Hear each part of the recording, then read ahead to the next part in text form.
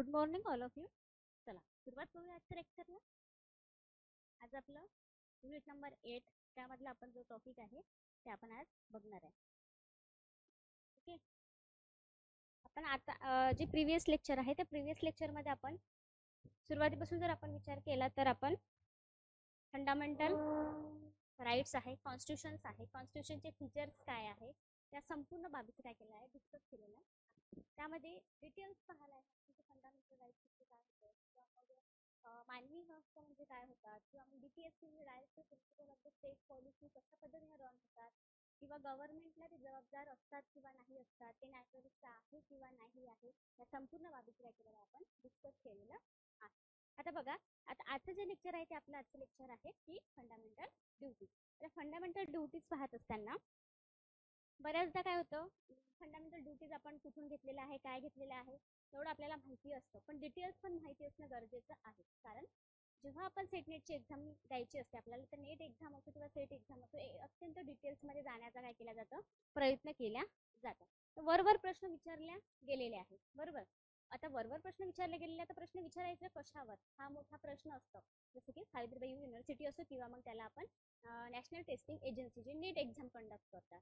मग अशा वेळेस जेव्हा त्यांना प्रश्न निर्माण होतो, अशा वेळेस एकदम डीपमध्ये जाऊन काय करतात, प्रश्न काढण्याचा प्रयत्न करतात. मग अशा वेळेस आपल्याला संपूर्ण नॉलेज असणं, संपूर्ण माहिती असणं काय आहे, गरजेचं आहे. अशासाठी मग आपण फंडामेंटल ड्युटीज असणं काय गरजेचं आहे. तर बघा, भारतामध्ये आपल्याला राहत असताना जे काही फंडामेंटल राईट्स आहे, फंडामेंटल राईट्स हे भारतीय सिटिझन्स म्हणजे भारतीय नागरिकांना पण आहे, आणि जे काही परकीय नागरिक आहेत त्यांना पण काही काही आहे ते लागू पडतात. सोबतच आपण म्हणतो डीपीएसपी हे राज्य धोरणाचे मार्गदर्शक तत्व आहे. राज्यांनी कशा पद्धतीने वागायचं, काय करायचं, कशा पद्धतीने त्यांनी समाजाचं मन त्यांना जिंकायचं असेल, लोकांचं मन जिंकायचं असेल, त्यांना जर व्यवस्थित राज्यकारण करायचं असेल तर त्यांना समाजकारण करणं पण काय आहे, महत्त्वपूर्ण आहे. या उद्देशाने मग आपण वेलफेअर स्टेट स्वीकारलेला आहे, आणि वेलफेअर स्टेट आपल्याला जनतेचं कल्याण करायचं असेल तर आपल्याला डीपीएसपीची काय करावं लागेल, इम्प्लिमेंटेशन करणं खूप इम्पॉर्टंट आहे. अशा पद्धतीने ते आपल्याला डीपीएसपी सांगता येतं. आता फंडामेंटल्स जे काही ड्युटीज आहे, फंडामेंटल ड्युटीज हे काय असतं, तर न्यायप्रविष्ट नाही आहे की कोणत्याही न्यायालयात जाऊन आपण कोणीही पण काय गुन्हा दाखल करू शकणार नाही, की आपल्याला न्यायालयामध्ये जाण्याची सुद्धा परवानगी नाही फंडामेंटल ड्युटीच्या संदर्भात. परंतु विविध कायदे करून काय केलं जातं, विविध पद्धतीचे किंवा विविध कायदे करून आपल्याला त्याची अंमलबजावणी करता येतं. कशाची, तर फंडामेंटल ड्युटीची. तर फंडामेंटल ड्युटी म्हणजे काय, ड्युटी म्हणजेच कर्तव्य. आपण कर्तव्य म्हणजे काय म्हणू शकतो, की ऑब्विसली आपल्याला फंडामेंटल जीवन जगत असताना मानवाला फंडामेंटल राईट्स पाहिजे. कारण प्रोफेसर लास्की म्हणतात की जर व्यक्तीचा सर्वसामान्य विकास व्हायचा असेल, सर्वांगीण विकास व्हायचा असेल, तो सामाजिक असो, बौद्धिक असो, मानसिक असो, किंवा मग आपण शारीरिक म्हणू किंवा नैतिक म्हणू, या संपूर्ण दृष्टिकोनातून जर विकास व्हायचा असेल तर सर्वाधिक व्यक्तीला जर हक्क आपण जर प्रोव्हाइड केलं तर त्या व्यक्तीचा चांगल्या पद्धतीने काय होईल, विकास होईल. अशा पद्धतीची व्याख्या प्रोफेसर लास्की यांनी केलेली आहे. मग ज्या पद्धतीनं आपल्याला फंडामेंटल राईट्स पाहिजे, ज्याप्रमाणे आपल्याला आपला वेलफेअर स्टेट, एकंदरीत आपल्याला मानवाचा विकास करायचा असेल तर आपल्याला डीपीएसपी पण पाहिजे. तर मग आपण एक कर्तव्य, एक नैतिकता म्हणून आपल्याकडे फंडामेंटल ड्युटीज सुद्धा असणं काय आहे, गरजेचं आहे. जर आपण फंडामेंटल ड्युटीज योग्य पद्धतीने जर पार पाडत असेल तर तुम्ही जपान असा देश आहे की जपान या देशामध्ये फंडामेंटल ड्युटीजची काय केलं जातं, अंमलबजावणी केल्या जातं. आज जर आपण बसमधून प्रवास करत असेल, किंवा सर्वसामान्य जे काही गव्हर्नमेंटच्या मालकीची जी काही साधन संपत्ती आहे अशा बाबीचा अभ्यास केला आपण बसमधून प्रवास करत असताना बसमध्ये जर आपल्याला त्यामध्ये काय असतं, स्पंज असतं, ते स्पंज आपण घेतो आणि फाडतो आणि आपल्याला घरी त्याचा यूज करतो, किंवा काही करून ते आपण असे विनाकारांचे कामं आपण बसमध्ये करत असतो. पण जपानमध्ये जर तुम्ही गेला तर जपानमध्ये जर एखादी जर सीट त्या बसची जर फाटलेली असेल तर ती सीट काय केलं जातं, जर एखाद्या बालकाला, एखाद्या युवकाला, एखाद्या व्यक्तीला ती जर सीट दिसते तर काय केलं जातं, तिथं शिवून दिल्या जातं, की जेणेकरून काय आहे, हे आपलं ड्युटी आहे, हे आपलं कर्तव्य आहे. कारण जी काही बस आहे ही बस ही सार्वजनिक मालकीची आहे, हे आपल्या देशाची एक संपत्ती आहे, आणि संपत्तीचं रक्षण करणं आपलं काय आहे, कर्तव्य आहे. हा उद्देश डोळ्यासमोर ठेवून काय केलं जातं, तर त्याची अंमलबजावणी किंवा त्या पद्धतीने तिथं वागल्या जातं. आता तुम्हाला माहिती आहे, अमेरिका आहे, ऑस्ट्रेलिया आहे, कॅनडा आहे, एवढे बलाढ्य देश आहे, पण या देशामध्ये आजपर्यंत पण काय आहे, फंडामेंटल ड्युटीज हा कशाचा भाग नाही आहे, तर त्यांनी त्यांच्या कॉन्स्टिट्यूशन्समध्ये ते इन्क्लूड केलेला नाही आहे. पण तीन तुम्ही काय करा, तीन गोष्टी लक्षात ठेवा ज्यामध्ये तीन देश आहेत. सुरुवात करूया आपण फंडामेंटल ड्युटी.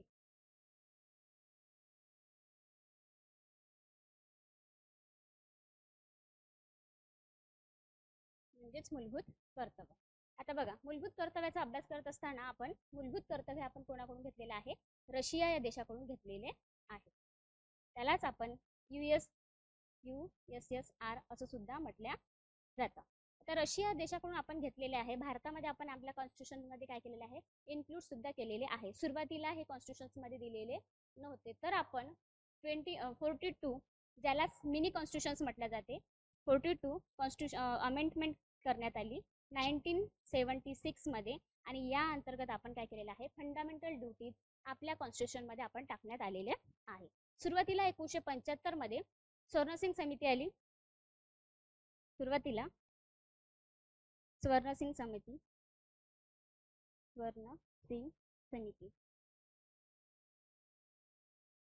1974-75, आणि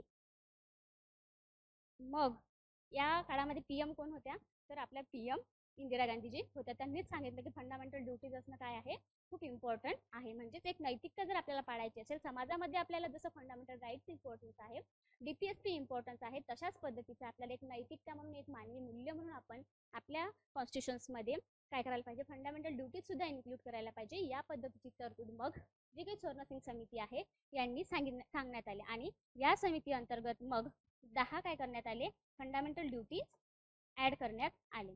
जरीही या स्वर्णसिंग समितीने 10 काय केल्या होत्या, शिफारसी दिलेल्या होत्या की तुम्ही ह्या गोष्टी ऍड करायला पाहिजे. आपण ते बघूच कोणकोणत्या सांगितलेल्या आहे. पण त्यामध्ये टॅक्स सुद्धा होतं, म्हणजे टॅक्स गोळा करणे हे पण सुद्धा काय आपलं फंडामेंटल ड्युटीज आहे, आणि मतदान करणे हे सुद्धा काय फंडामेंटल ड्युटीज आहे. अशा पद्धतीची तरतुदी स्वर्णसिंग समितीने सांगितलेल्या होत्या. परंतु आपण टॅक्स गोळा करणे आणि म्हणजे टॅक्स देणे आणि सोबतच मतदान करणे हे काय केलेलं आहे, आपल्या कॉन्स्टिट्यूशन्समध्ये किंवा जे काही आपल्या याच्यातील जे काही कॉन्स्टिट्यूशन्स होते त्या कॉन्स्टिट्यूशन्समध्ये आपण त्या दोन तरतुदी काय केलेल्या आहे, अजूनपर्यंत ऍड केलेल्या नाही. म्हणून तुम्हाला माहिती असेल की जर आजही आपल्याला माहिती आहे की वोटिंग करायची जर वेळ असेल, तर वोटिंग करत असताना काय केलं जातं, आपण आपलं कर्तव्य आहे किंवा आपले ते अधिकार आहे, आपला हक्क आहे, या उद्देशाने आपण वोटिंग करत नाही. ज्यांना वाटते ते करतात, किंवा काही लोक दूरवर राहायला असतात किंवा दूर ठिकाणी राहायला असतात, अशा वेळेस ते लोक काय करत नाही, मतदान करत नाही. म्हणून तुम्हाला माहिती आहे की वोटिंगचं प्रमाण सुद्धा काय होत आहे, कमी होत असल्याचं आपल्याला पाहायला मिळतं. आता बघा, लोकसभेची निवडणुका झाल्या, त्यामध्ये केवळ 65% काय झालेलं आहे, वोटिंग झालेलं आहे. काही दुर्गम भाग आहे, त्या दुर्गम भागामध्ये सोयी सुविधा योग्य प्रमाणात नसल्यामुळे काय होते, वोटिंग सुद्धा होत नाही. आणि ऑब्विसली वोटिंग होणं काय आहे, खूप इम्पॉर्टंट आहे. कारण आपण काय केलेलं आहे, तर लोकशाही शासन पद्धती स्वीकारलेली आहे. तर आपला प्रतिनिधित्व कोण असायला पाहिजे, आपल्या बाजू मांडणारे, आपले हक्क मांडणारा व्यक्ती कोण असायला पाहिजे, याची आपण काय करायला पाहिजे, निवड करून देणं खूप इम्पॉर्टंट आहे. जर आपण आपला व्यक्ती कोण असायला पाहिजे, आपला रिप्रेझेंटेटिव्ह कोण करायला पाहिजे, हे जर आपण निवडून देत नसेल, तर मग कुठेतरी काय होऊ शकतं की येणारे 5 वर्ष आपल्याला त्याच व्यक्तीला ऍक्सेप्ट करावं लागतं. जसं स्वित्झर्लंडमध्ये काय आहे, स्वित्झर्लंडमध्ये रिकॉल सिस्टीम आहे. तर रिकॉल सिस्टीम म्हणजे काय होतं की जर उपस्थित जो काही प्रतिनिधी आहे, जो काही आपण प्रतिनिधी निवडून दिलेला आहे, तो जर प्रतिनिधी योग्य पद्धतीने जर कार्य करत नसेल, तर अशा वेळेस त्या व्यक्तीला त्या प्रतिनिधीला आपण रिकॉल करू शकतो, म्हणजे पुन्हा बोलावणे. त्याला काय म्हटलं जातं, पुन्हा बोलावणे. म्हणजे पुन्हा बोलवण्याची सिस्टीम स्वित्झर्लंडमध्ये आहे. आपल्या भारतामध्ये ती अजूनही आपण लागू केलेली नाही. म्हणून जर आपले योग्य प्रतिनिधित्व करणारा व्यक्ती जर निवडून द्यायचा असेल, तर आपण मतदानामध्ये भाग घेणं काय आहे, खूप इम्पॉर्टंट आहे. आता अलीकडच्या काळामध्ये करंट बेस आहे. करंट बेस ही गोष्ट आहे की इंग्लंड, ज्यालाच आपण UK म्हणतो, युनायटेड किंगडम म्हणतो, ब्रिटन आहे. या ब्रिटनमध्ये काय झालेलं आहे, लेक्चर लावलेलं होतं सर, एकदा चेक करून घ्या.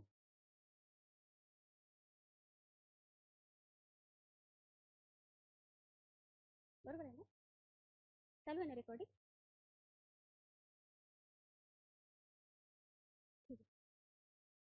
आवाज येतोय ना सगळ्यांना? तेल नवीन टाकला ना?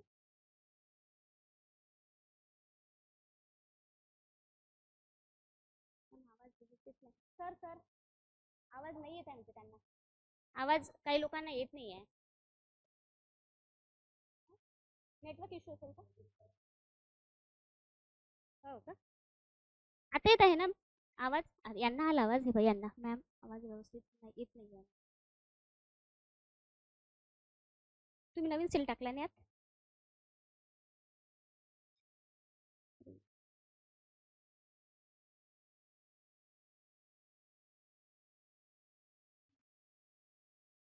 हॅलो हॅलो, येत आहे ना?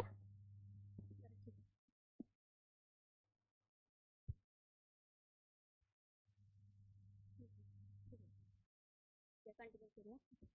हां बघा, आता जे काही करंट बेस द्यायचं झालं, आपल्या सिलेबसला करंट बेस द्यायचं झालं, तर इंग्लंड, UK, ज्याला आपण ब्रिटन म्हणतो, ज्याला आपण युनायटेड किंगडम म्हणतो, युनायटेड किंगडमने काय केलेलं आहे, तर मतदानाचं एज जे आपल्या इथं काय केलेलं होतं, आपल्या इथं काय होतं, 69वी घटना दुरुस्ती झाली होती आधी, सॉरी 61वी घटना दुरुस्ती झालेली होती 1989 मध्ये. आणि या अंतर्गत आधी आपल्या इथं भारतामध्ये 21 वर्ष असलं तर आपल्याला वोटिंग करता येत होतं. 21 वरून आपण 61वी घटना दुरुस्ती करण्यात आली आणि 18 वय काय केलेलं आहे, 18 वर्ष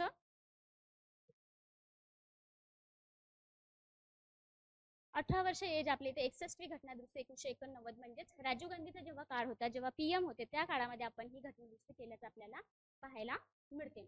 आता करंट बेस आपल्या सिलेबसला द्यायचं झालं तर जो काही युनायटेड किंगडम आहे या देशामध्ये वयोमर्यादा जी आहे, जी वोटिंग करण्याची वयोमर्यादा ही 18 वर्षावरून आता काय केलेली आहे, 16 वर्ष केलेली आहे. आता 16 वर्ष करण्यामागचा उद्देश हाच की जास्तीत जास्त युवकांनी काय करायला पाहिजे, जास्तीत जास्त आपण म्हणतो ना 18 वर्ष आहे किंवा त्यानंतर आधीची किंवा बालक जरी आपण कन्सिडर करत असेल तर ही जास्तीत जास्त युवकांनी किंवा या बालकांनी काय करायला पाहिजे, आपल्या लोकशाहीमध्ये सहभागी व्हायला पाहिजे. या उद्देशाने मग तिथे 18 वर्षावरून 16 वर्ष काय केलेले आहे, तर वोटिंगचं एज केलेलं आहे. हा झाला करंट बेस. हे काय करा तुम्ही तुमच्या नोटबुकमध्ये नोट डाऊन करा.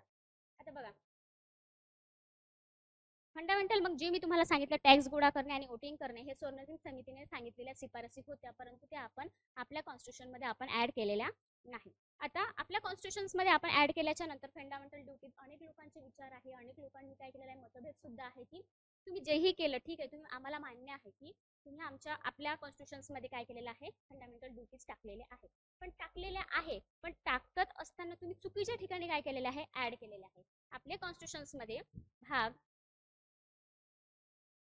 पार्ट कशामध्ये ऍड केलेला आहे, 4A मध्ये ऍड केलेले आहे. 51A मध्ये कलम नाही म्हणू शकत आपण, आर्टिकल 51A मध्ये काय टाकलेले आहे, आपले फंडामेंटल ड्युटीज टाकलेले आहे. मग अनेक लोकांना, अनेक विचारवंतांना असं म्हणायचं आहे की तुम्हाला ठीक आहे ऍड करायचं होतं तर तुम्ही फंडामेंटल, जसे की फंडामेंटल राईट्स इम्पॉर्टन्स आहे त्याच पद्धतीने फंडामेंटल ड्युटीज सुद्धा इम्पॉर्टंट आहे, म्हणून तुम्ही ऍड करत असताना भाग 3 मध्ये काय आहे, तर भाग 3 मध्ये आपल्याला फंडामेंटल राईट्स दिलेले आहे. तर मग तुम्ही ऍड करत असताना भाग 3A मध्ये का केले नाही, अशा पण लोकांच्या काय आहे यामध्ये समजती किंवा काही लोकांचे विचार अशा पद्धतीने तिथे एक्सप्रेस केलेले आहे.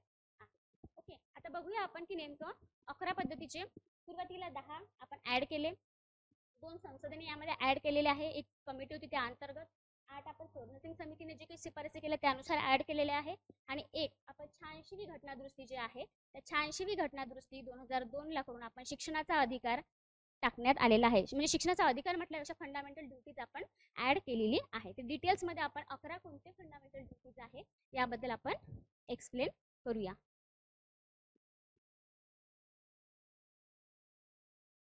ओके, तुम्ही लिहिलं ना, मी इरेज करत आहे.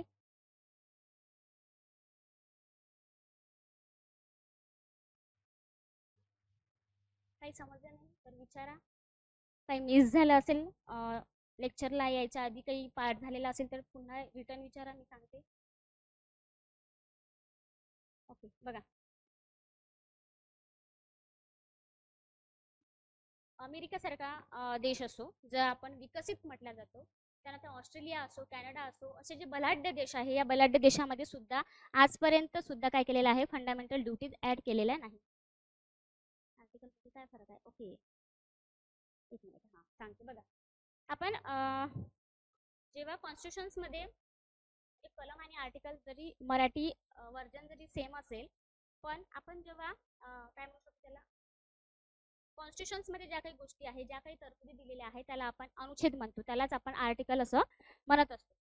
आणि जे काही कायद्याने तयार झालेल्या गोष्टी आहेत, जसं फॉर एक्झाम्पल मातृत्व रजा कायदा आहे 1961, गर्भपात गर्भपात करणे कायदा आहे 1971, त्यानंतर आपण म्हणू शकतो माहितीचा अधिकार कायदा आहे 2005, लोकसेवा हक्क अधिनियम आहे हा 2015, किंवा पोक्सो ऍक्ट आहे, बरोबर आहे. त्यानंतर बाल न्याय काळजी आणि संरक्षण कायदा आहे 2015, किंवा इतरही काही काय आहे कायदे आहेत. कायद्यामध्ये दिलेल्या काही जे काही तरतुदी असतात, जसं फंडामेंटल लोकसेवा माहितीचा अधिकार कायद्याअंतर्गत काय आहे 31 कलमे आहेत, बरोबर आहे. प्रकरण 6 आहे, अनुसूच्या 2 आहेत. मग अशा पद्धतीने जे काही त्यामध्ये दिलेल्या 31 कलमा आहे त्याला कलमा म्हटलं जातं. आणि ज्याही गोष्टी कॉन्स्टिट्यूशनमध्ये नोंद केलेल्या आहेत, जसं की आर्टिकल नंबर 1 त्याला आपण अनुच्छेद म्हणायला पाहिजे मराठीमध्ये. अनुच्छेद नंबर 1 जे भूप्रदेशासंदर्भात आहे 1 ते 4 पर्यंत, 5 ते 11 पर्यंत नागरिकत्व ज्याला आपण सिटिझनशिप म्हणू शकतो. त्यानंतर आपण 12 ते 35 पर्यंत फंडामेंटल राईट्स आहे. त्यानंतर 36 ते 51 फंडामेंटल DPSP आहे. 51A मध्ये काय आहे तर 51A मध्ये फंडामेंटल ड्युटीज आहे.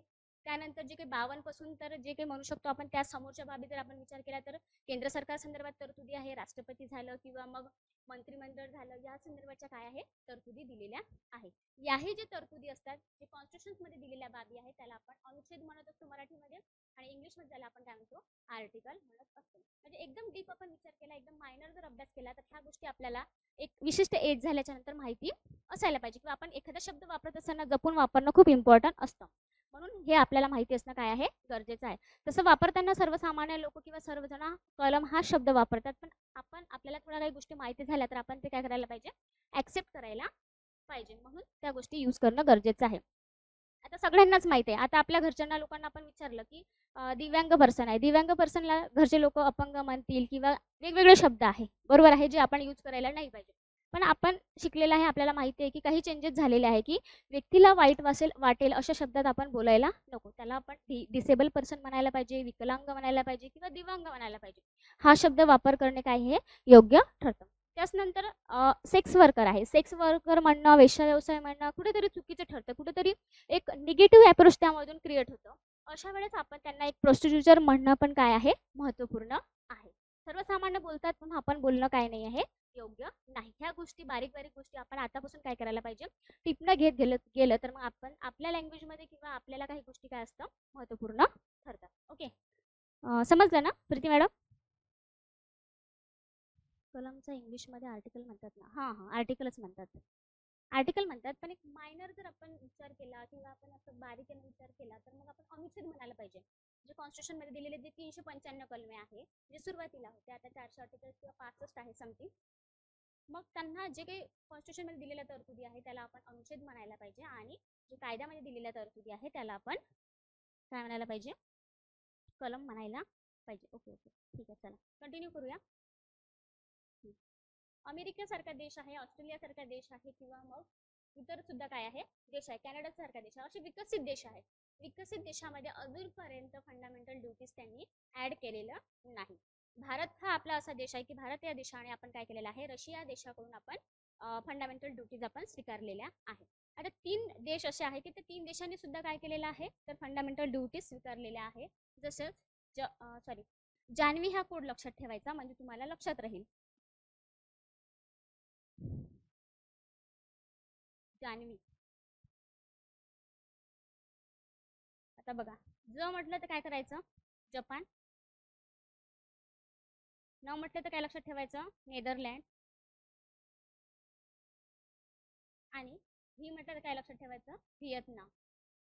आणि आपल्या भारत देशाचं आपला तर माहीतच आहे. अशा 3-4 देशामध्येच आपल्याला फंडामेंटल ड्युटीज काय मिळतं पाहायला मिळतं. म्हणजे सगळ्यांनाच फंडामेंटल राईट्स हवा आहे, सगळ्यांनाच DPSP हवा आहे, म्हणजेच त्याला आपण स्टेट पॉलिसी असं म्हणत असतो. परंतु फंडामेंटल ड्युटीज हे काहीच देशामध्ये आपल्याला काय मिळतं पाहायला मिळतं. अशा पद्धतीने आपण सांगू शकतो. आता बघा टोटल काय आहे 11 दिलेले आहेत ते आपण बघूया.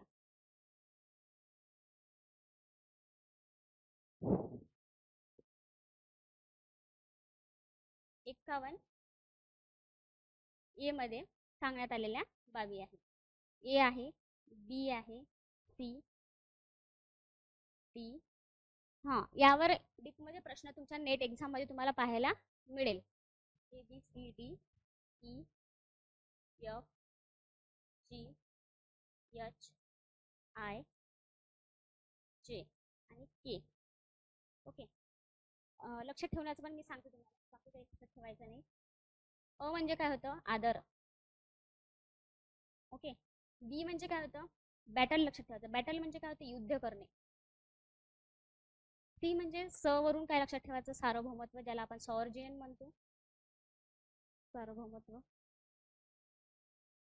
डी म्हणजे डिफेन्स. लक्षात ठेवायचं म्हणजे संरक्षण, डिफेन्स. त्यानंतर ई म्हणजे आपण असं लक्षात ठेवायचं, इक्वेलिटी.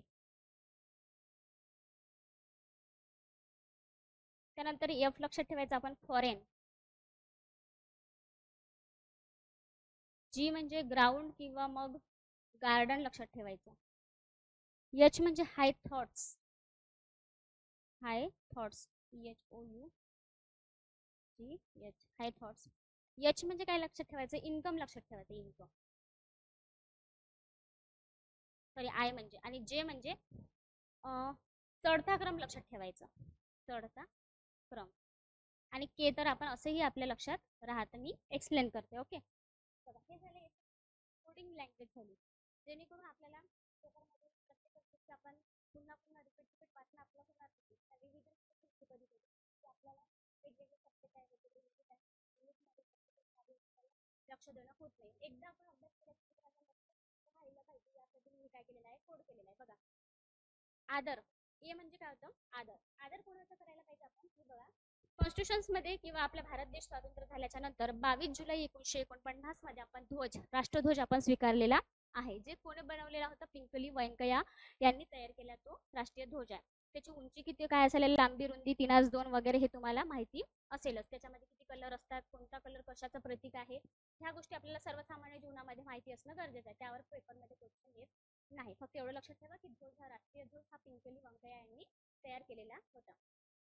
बघा, मग राष्ट्रध्वज झालं, राष्ट्रगीत झालं किंवा आपलं राज्यघटना झालं, याचा आदर करणे, सन्मान करणे हे प्रत्येक नागरिकांचं काय आहे, कर्तव्य आहे. कारण ऑब्व्हियसली आपण देशाचे नागरिकत्व आहे, देशाबद्दल आपल्याला मान असणं, देशाचा आपल्याला अभिमान असणं काय काय आहे, खूप गरजेचं आहे. कारण आपण आपला देश स्वतंत्र होण्यामध्ये अनेक लोकांनी काय केलेलं आहे, योगदान दिलेलं आहे. आणि अनेक हे स्वातंत्र्य मिळवण्यासाठी आपल्याला कितीतरी दिवस काय करावं लागलं, झगडावं लागलं. आणि अशा देशासाठी आपण लोकशाही शासन पद्धत आहे किंवा मग राष्ट्रध्वज आहे, राष्ट्रगीत आहे, त्यांचा आदर सन्मान करणं काय आहे, गरजेचं आहे. हे झालं आपलं आदर. आता बी मध्ये काय, 51 बी मध्ये काय सांगण्यात आलेलं आहे, बॅटल. आता बॅटल म्हणजे काय होतं, लढाया किंवा स्वातंत्र्य लढा. स्वातंत्र्य लढ्यामध्ये अनेक लोकांनी काय दिलं, योगदान दिलं. जसं की वेगवेगळे आहे की महात्मा गांधी जे आहे किंवा इतरही लोक आपल्याला माहिती आहे की अनेक समाजसुधारक, अनेक थोर क्रांतिकारक म्हणू शकतो, किंवा आपल्या इंग्रजांना आपल्या भारत देशामधून बाहेर काढण्यामध्ये अनेक लोकांचे योगदान आहे. जसं भगतसिंग आहे, राजगुरू आहे, क्रांतिकारी संघटना आहे, सामाजिक चळवळी आहे, धार्मिक संघटना आहे, प्रबोधन काळामधील काही लोक आहे, जसं म्हणू शकतो आपण तुकोजी महाराज आहे किंवा मग गाडगे महाराज आहे, यांचं पण सुद्धा योगदान आपल्याला पाहायला मिळतं. असे अनेक लोक आहे. जसं आपण म्हणू शकतो की आदिवासी संदर्भात असणारा जो लढा आहे, जो रामोशींचा लढा आहे, उमाजी नाईक यांच्या संदर्भात म्हणू शकतो, बळवंत जे काही वासुदेव बळवंत फडके आहे यांच्या संदर्भाचा लढा असो, किंवा मग तात्या टोपे असो, अनेक लोक आहे की ज्यांनी आपला भारत देश मिळवून देण्यामध्ये काय केलेलं आहे, महत्त्वपूर्ण एक स्वतंत्र मिळवून देण्यासाठी योगदान दिलेलं आहे. अशा स्वातंत्र्य लढ्यामध्ये योगदान देणाऱ्या लोकांचा आदर करणे, सन्मान करणे, त्यांचे जे काही त्यांनी जे काही त्यांच्या म्हणजे म्हणू शकतो आपण त्यांच्या लाईफमध्ये त्यांनी जो सॅक्रिफाय केलेला आहे, त्या सॅक्रिफायचा आपण आदर आदर करणे हे काय आहे, महत्वाचं आहे. अशा पद्धतीने आपण काय करायला पाहिजे, बी लक्षात ठेवायला पाहिजे. आता सी म्हणजे काय होतं, सार्वभौम. आता सॉवर्जिन म्हणजे मी तुम्हाला सांगितलं, सार्वभौम म्हणजे काय होतं की इतर कोणत्याही देशाचं आपल्यावर काय नाही आहे, नियंत्रण नाही आहे. त्यालाच आपण म्हणू शकतो की सॉवर्जियन म्हणजे अंतर्गत व बाह्य पद्धतीने कोणाचंही नियंत्रण आपल्या देशावर नसणे.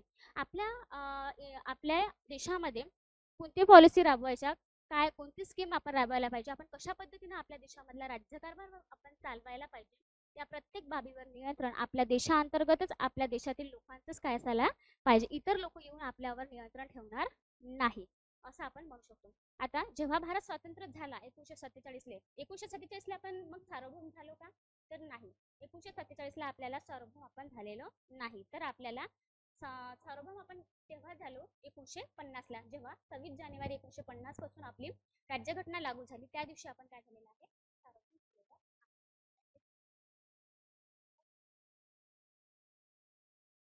काय करायचं, आपल्या देशामध्ये करायचं, त्या गोष्टी आपण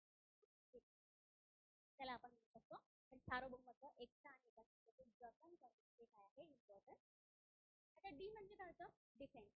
आता आपल्या भारत देशामध्ये असणारे जे काही सार्वजनिक मालमत्ता आहे त्या मालमत्तेचं देशातील लोकांचं काय करायला पाहिजे, आपण संरक्षण करायला पाहिजे. त्या उद्देशाने काय केलेलं आहे, डिफेन्स म्हणजे सार्वजनिक मालमत्ता इतर गोष्टीचं किंवा याही गोष्टीचं काय करायला पाहिजे, आपण संरक्षण करणं, देशाचं संरक्षण करणं महत्त्वपूर्ण ठरते. या अंतर्गत आपण सांगू शकतो की एकता आणि एकात्मता जपणं, देशातील लोकांचे संरक्षण करणं हे आपल्याला काय करतं, महत्त्वपूर्ण ठरतं. आता इक्वेलिटी म्हणजे काय होतं, देशातील लोकांमध्ये एकता आणि एकात्मता आपण जपून ठेवणं. मी तुम्हाला सांगितलं एकता आणि एकात्मतेचा फरक मी तुम्हाला सांगितलेला आहे. एकता म्हणजे काय होतं आणि इक्वेलिटी म्हणजे काय होतं, म्हणजे इक्वेलिटी आणि म्हणजे जिथे काही भावनिक आपले बंध जुडलेले असतात, एक भूप्रदेश आहे म्हणून कुठेतरी आपण एकत्र आलेलो आहे, ही एक वेगळी कन्सेप्ट आहे. आणि एकात्मता म्हणजे कुठेतरी आपल्या भावनिक काय झालेलं आहे. ऑब्विसली तुम्ही जर एखाद्या पुनर्वसन झालेल्या भागाचा जर अभ्यास केला तर तुम्हाला लक्षात येईल की ते अक्षरशः ते लोक काय करतात, रडतात.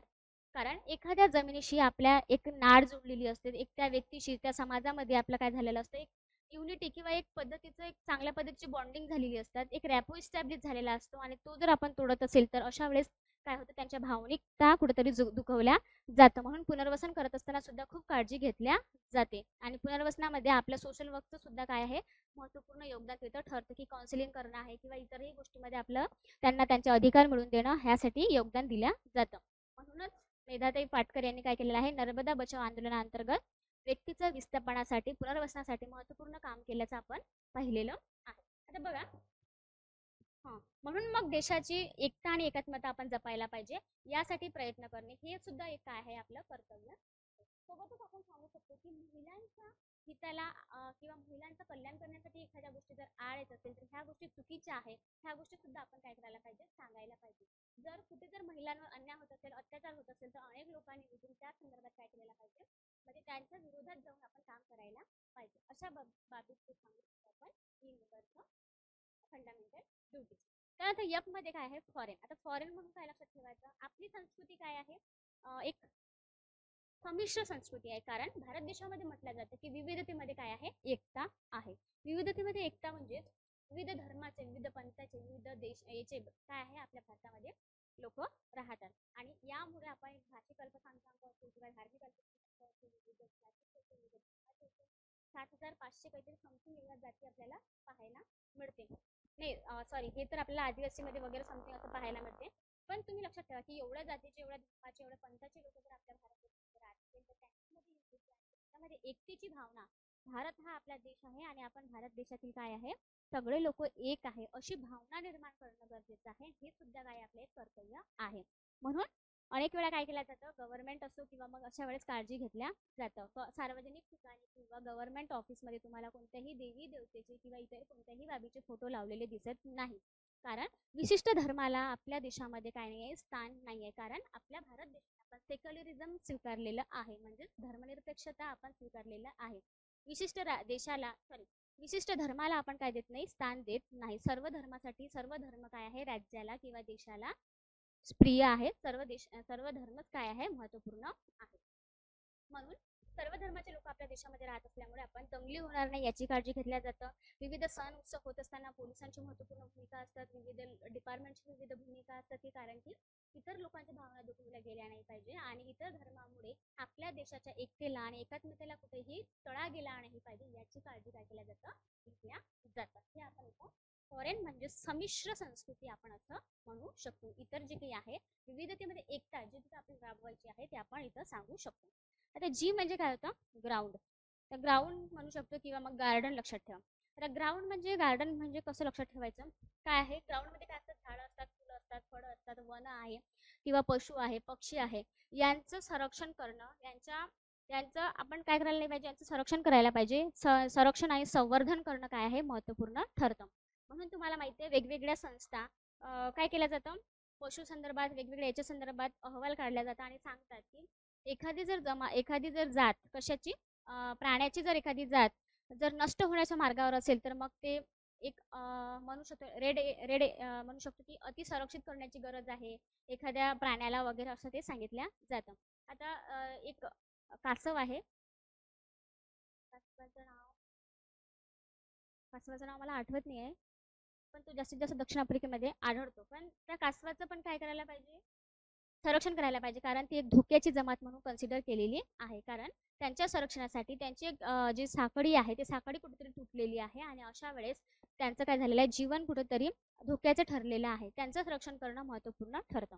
आता जेव्हा हे झालं भारतामध्ये 2023 मध्ये 17 सप्टेंबर नामिबियामधून काय केलेलं आहे, आपण दक्षिण आफ्रिकेतील नामिबिया ठिकाण आहे तिथं आपण काय केले, चित्ते आणलेलं आहे. कारण आपल्या भारत देशामध्ये आपल्याला चित्त्याचं प्रमाण कमी दिसून आलं आणि अशा वेळेस चित्त्याचं संरक्षण करणं इम्पॉर्टंट होतं. म्हणून आपण काय केलेलं आहे, नामिबिया या देशामधून आपण चित्ते आणलेले, आपण 7 की 8 समथिंग तेव्हा आपण चित्ते आणलेले होते. आणि ते चित्ते आपण मध्य प्रदेशमध्ये असणारं कुनो हे जे एक प्राणी संग्रहालय आहे वाघासंदर्भात, तिथे जास्त हे असतं. तर अशा ठिकाणी काय करण्यात आले, ठेवण्यात आलेले होते. म्हणजे हे जे काही करंट रिलेटेड बाबी आहे हे आपल्या कॉन्स्टिट्यूशनमध्ये कुठे लागू पडतात ह्या गोष्टी आपल्याला माहिती असायला पाहिजे. म्हणजेच वनांचं संरक्षण करणं, प्राण्याचं संरक्षण करणे, पशुचं संरक्षण करणे हे सुद्धा काय आहे, आपलं फंडामेंटल ड्युटीज आहे. या संदर्भात आपण इथं सांगता येतं. कशात मी ग्राउंडमध्ये. त्यानंतर मग वनसंपत्ती आहे, म्हणजेच वन संरक्षण कायदा आहे, हवा संदर्भात हवा प्रदूषण संदर्भात कायदा आहे, जलप्रदूषण कायदा आहे. हे सुद्धा कायदे काय केलेले आहे, तयार केलेले आहे. कारण प्रदूषण रोखलं पाहिजे, हवामान संरक्षण केलं पाहिजे, जलप्रदूषण कुठेतरी आपण रोखलं पाहिजे आणि वनासंदर्भात आपण काळजी घ्यायला पाहिजे. म्हणून पर्यावरण संरक्षण कायदा सुद्धा काय केलेला आहे, 1986 ला आणलेला आहे. वन्यजीव संरक्षण कायदा 1972 आहे. अशा कायदे सुद्धा आपल्याला फंडामेंटल ड्युटीज अंतर्गत आपण काय केलेले आहे, लागू केलेले आहे. कारण पर्यावरण योग्य असणं, सुयोग्य असणं हे काय आहे, महत्त्वपूर्ण ठरतं. आता हे झालं जी. आता यच म्हणजे काय होतं, सर्वात महत्त्वाचं आहे हाय थॉट्स. हाय थॉट्स म्हणजे उच्च विचारसरणी असं म्हणता येईल. पण उच्च विचारसरणी म्हणजे आपण विज्ञानवादी, त्यांचं विज्ञानाला जे योग्य मानतात त्या लोकांचे काय आहे विचार, हाय थॉट्स आहे आपण असं.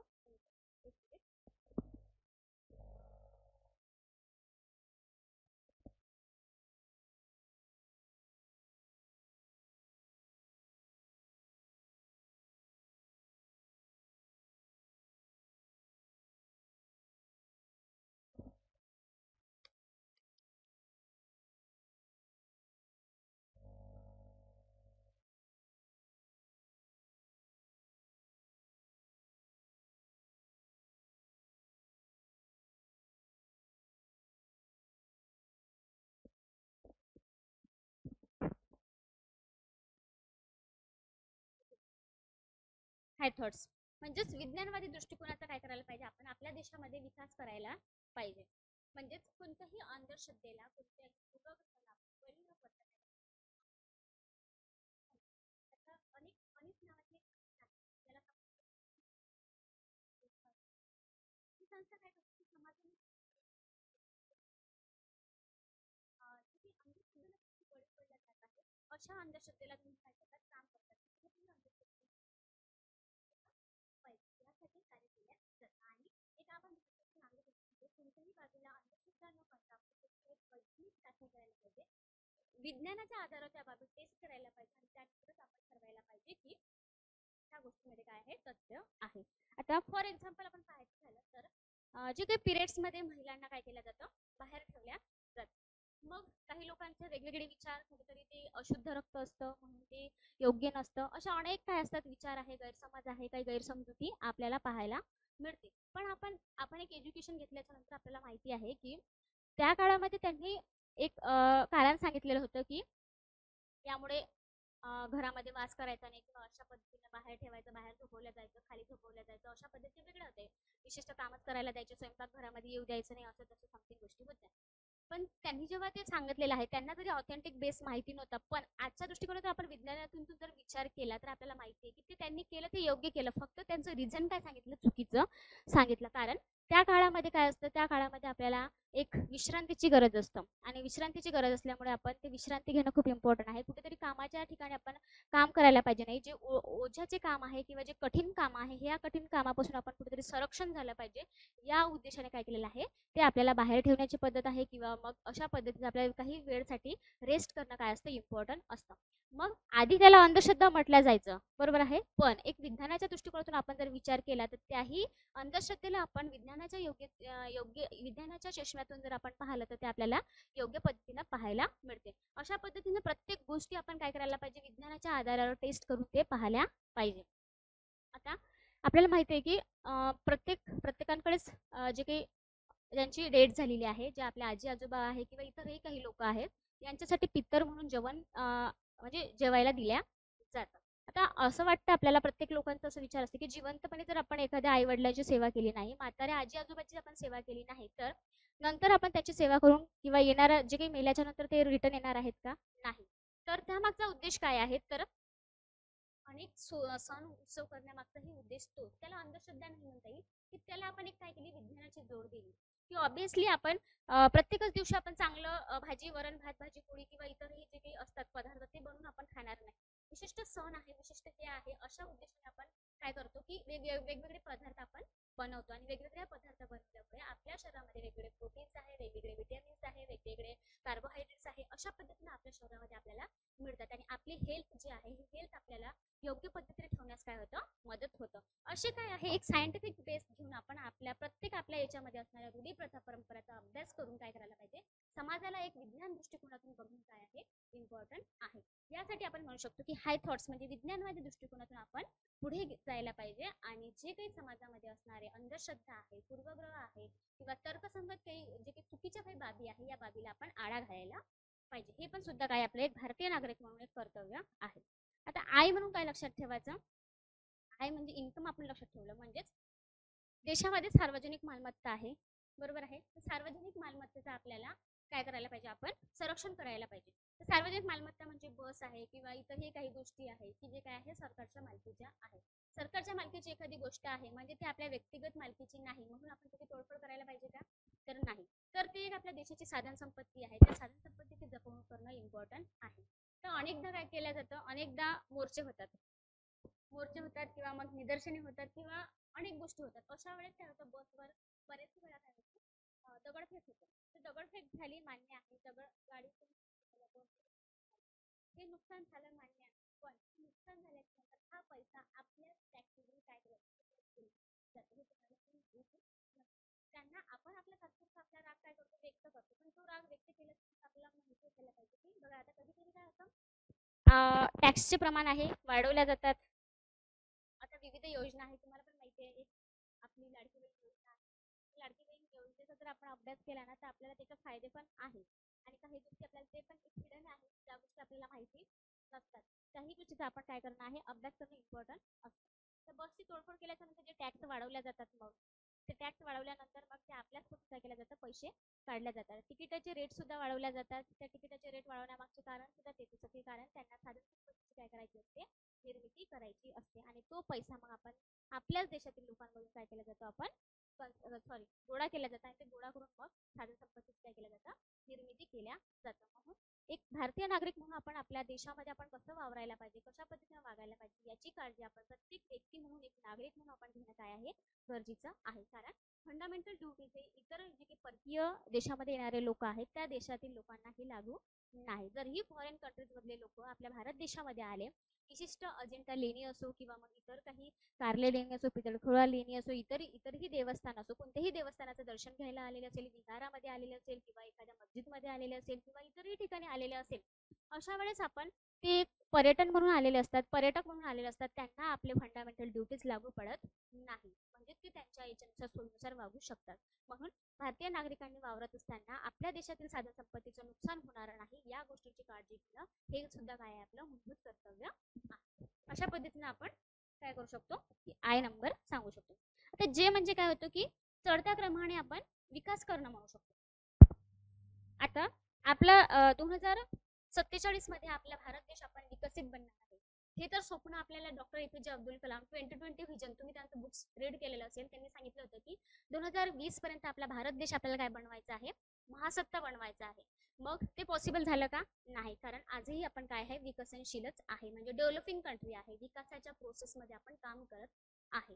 मग आपल्याला जे की आपले PM आहे त्यांनी सांगितलं की आपल्याला 2047 पर्यंत काय करायचं आहे, आपला भारत देश आपल्याला एक महासत्ता, एक विकसित देश म्हणून आपल्याला बनवायचं आहे. म्हणून त्यांनी व्हिजन ठेवलं आहे की @2047. मग म्हणजेच तेव्हा आपल्याला स्वातंत्र्य मिळून काय होणार आहे, 100 वर्ष पूर्ण होणार आहे आणि तेव्हा आपण काय होणार आहे, एक विकसित, एक महासत्ता देश म्हणून आपल्याला उदयास यायचं आहे.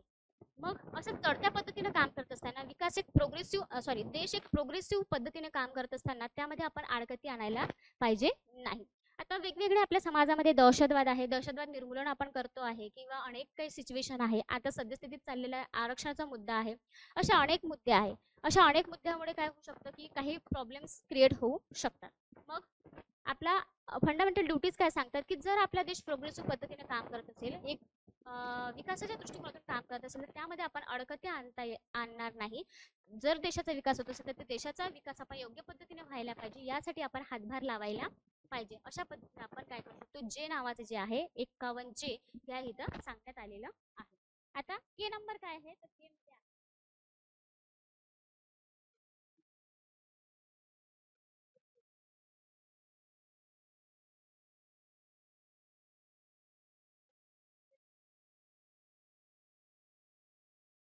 त्यामध्ये के नंबरचं काय सांगतो की 6 ते 14 वर्ष वयोगटातील पालकांनी, प्रत्येक पालकांचं कर्तव्य आहे. पालक म्हणजे काय होतं, आई वडील, जन्मदाते आई वडील वेगळे असतात आणि पालक म्हणजे जे की ज्यांनी पालन पोषण आपलं केलेलं असतं.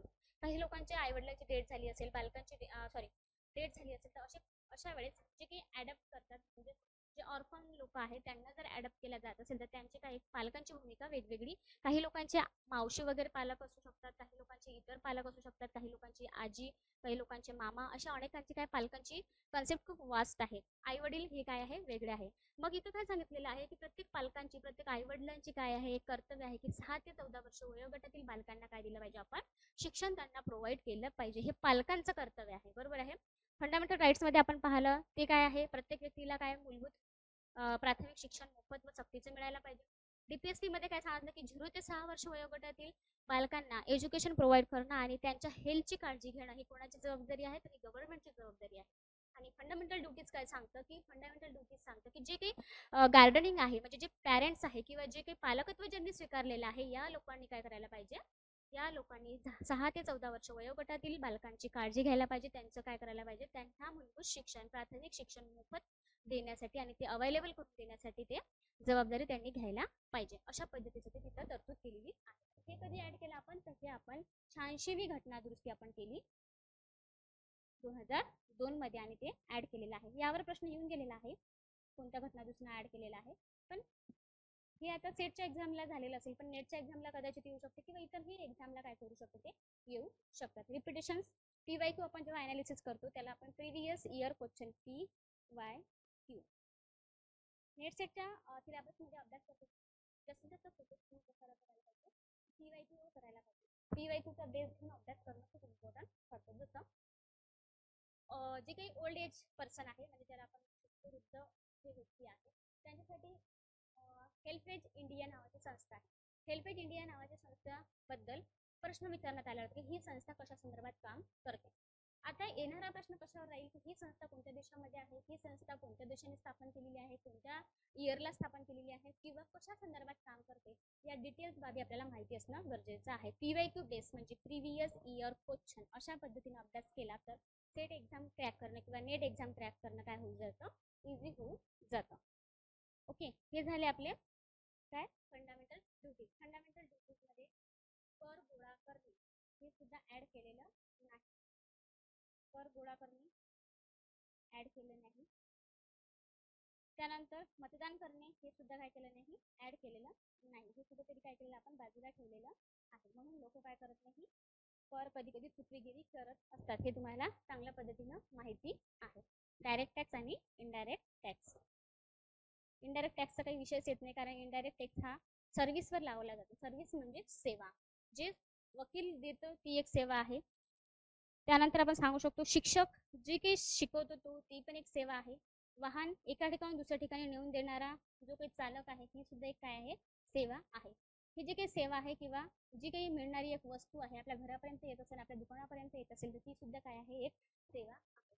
सेवेवर लावलेल्या गोष्टीला आपण इनडायरेक्ट टॅक्स म्हणजे GST, goods and service tax आपण. ओके, अशा पद्धतीने आपण काय केलेलं आहे, फंडामेंटल ड्युटीज आपण डिस्कस केलेलं. आता जे काही त्या दिवशी काही लोकांचे प्रश्न, त्या प्रश्नावर आपण थोडं काम करूया. सिलेबसचा जरी सिलेबसमध्ये डायरेक्टली जर ऍड केलेला नसेल तर केला तर आपण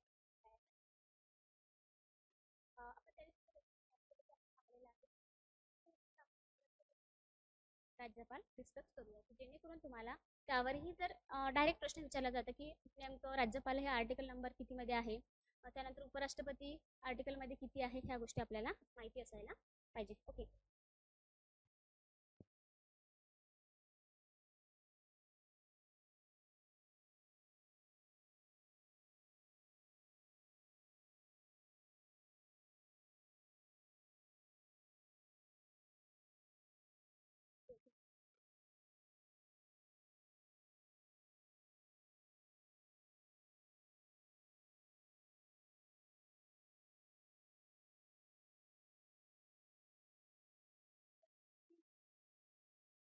उपराष्ट्रीय पद हे जे आहे आपण USA कडून घेतलेलं आहे, म्हणजे अमेरिकेसारखं प्रमाणे आपल्याला पाहायला मिळते.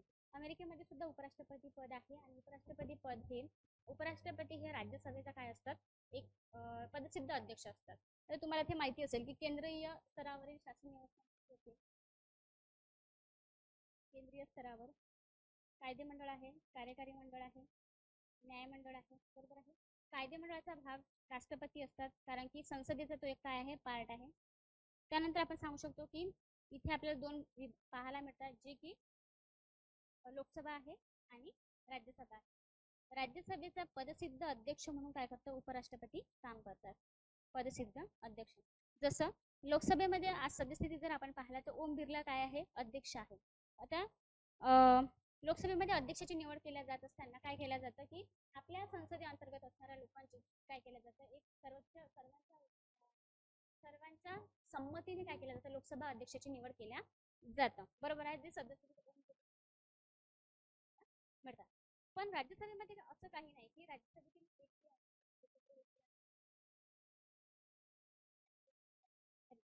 सभापती ठरवेल असं नाही. तर उपराष्ट्रपतीच हाच काय असतो, राज्यसभेचा पदसिद्ध अध्यक्ष असतो. जसं नीती आयोगाचा अध्यक्ष पदसिद्ध अध्यक्ष, काहीही झालं कोणतीही सिच्युएशन क्रिएट झाली तरीही आपल्याला माहिती की नीती आयोगाचे पदसिद्ध अध्यक्ष म्हणून काय केले जातं, पंतप्रधान कार्य करत असतो. तशाच पद्धतीनं राज्यसभेचे एक पदसिद्ध अध्यक्ष म्हणून काय केलं जातं, त्या उपराष्ट्रपती काम करत असल्याचं आपल्याला पाहायला मिळतं. हे आपण इथं सांगू शकतो. आपण काय केलेलं आहे, अमेरिकेकडून हे पद आपण घेतल्याचं सांगता येतं. आता हे पद घेतल्याच्या नंतर आपल्या देशामध्ये कशा पद्धतीनं काम होतं हे आपण आता बघूया.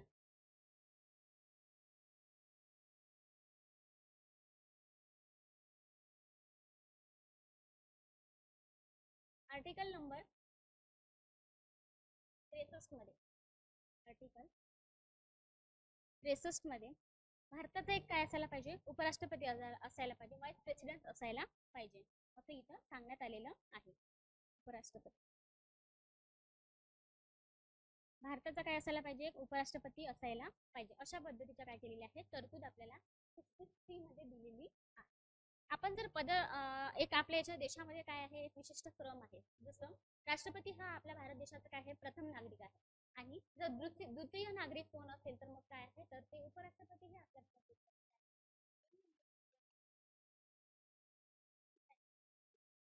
ह्या गोष्टी आपल्याला माहिती असायला पाहिजे. आता काही दिवसाच्या पूर्वी जर आपण पाहिलं तर जगदीप धनखड हे काय होते, आपले वाले उपराष्ट्रपती होते. परंतु आपण काय झाले आता 8-10 दिवसाच्या आधी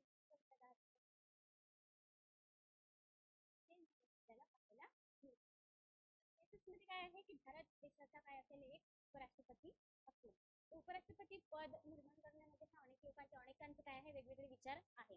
राष्ट्रपती असल्याच्या नंतर उपराष्ट्रपतीचं काय कार्य आहे हे अनेक लोकांनी असं टीका केलेल्या आहे. पण हे एक राजकीय म्हणून किंवा राजकीय हेतून काय केलेलं आहे, पदाची निर्मिती केलेली आपल्याला पाहायला मिळते. जसं तुम्हाला माहिती असेल की पंतप्रधान आहे आणि उपपंतप्रधान आहे. आता उपपंतप्रधान हे आपल्या भारतीय राज्यघटनेमध्ये कुठेही दिलेलं नाही. ते एक राजकीय सोयीसाठी आणि एखाद्या व्यक्तीला खुश करण्यासाठी दिलेलं काय असतं, ते एक पद असतं. मुख्यमंत्री आणि उपमुख्यमंत्री हे पण तुम्हाला माहिती आहे की किंवा इतरही काही सहपद असतात की ज्या पदाची त्यानंतर आपण माहिती आहे की विधानसभा आहे आणि विधान परिषद आहे. विधान परिषदेवर अनेक लोकांनी काय केलेलं आहे, टीका केलेला आहे. आणि इव्हन असं सुद्धा म्हटलेलं आहे हे काय आहे, एक व्हाईट एलिफंट आहे, म्हणजेच पांढरा हत्ती आहे. किंवा मग त्याला म्हणू शकतो की जे काय काहीही कामाच्या गोष्टी नाही आहे, ज्यावर निष्फळ खर्च केल्या जातं. जो काही खर्च करायला नाही पाहिजे आपण त्या गोष्टीवर खर्च करणं काय आहे निष्फळ ठरतं. अशासाठी विधान परिषद नसायला पाहिजे किंवा जेही इतर पदं जी निर्माण केलेले असतात हे पदे सुद्धा निर्माण करायला नाही पाहिजे, कारण की विनाकारण आपल्याला काय करावं लागतं, पेमेंट द्यावं लागतं. अशा उद्देशाने अनेक लोकांनी यावर वेगवेगळ्या टीका सुद्धा केलेल्या आहेत. पण एक आपल्या पदतालिकेनुसार हे आपल्या भारत देशाचं 2 नंबरचं आणि महत्त्वपूर्ण पद आहे हे सुद्धा आपल्याला पाहायला मिळतं. कारण राष्ट्रपतीच्या अब्सेंटमध्ये महत्त्वपूर्ण जबाबदाऱ्या पार पाडण्याचं काम कोण करत असतात, उपराष्ट्रपती करत असतात.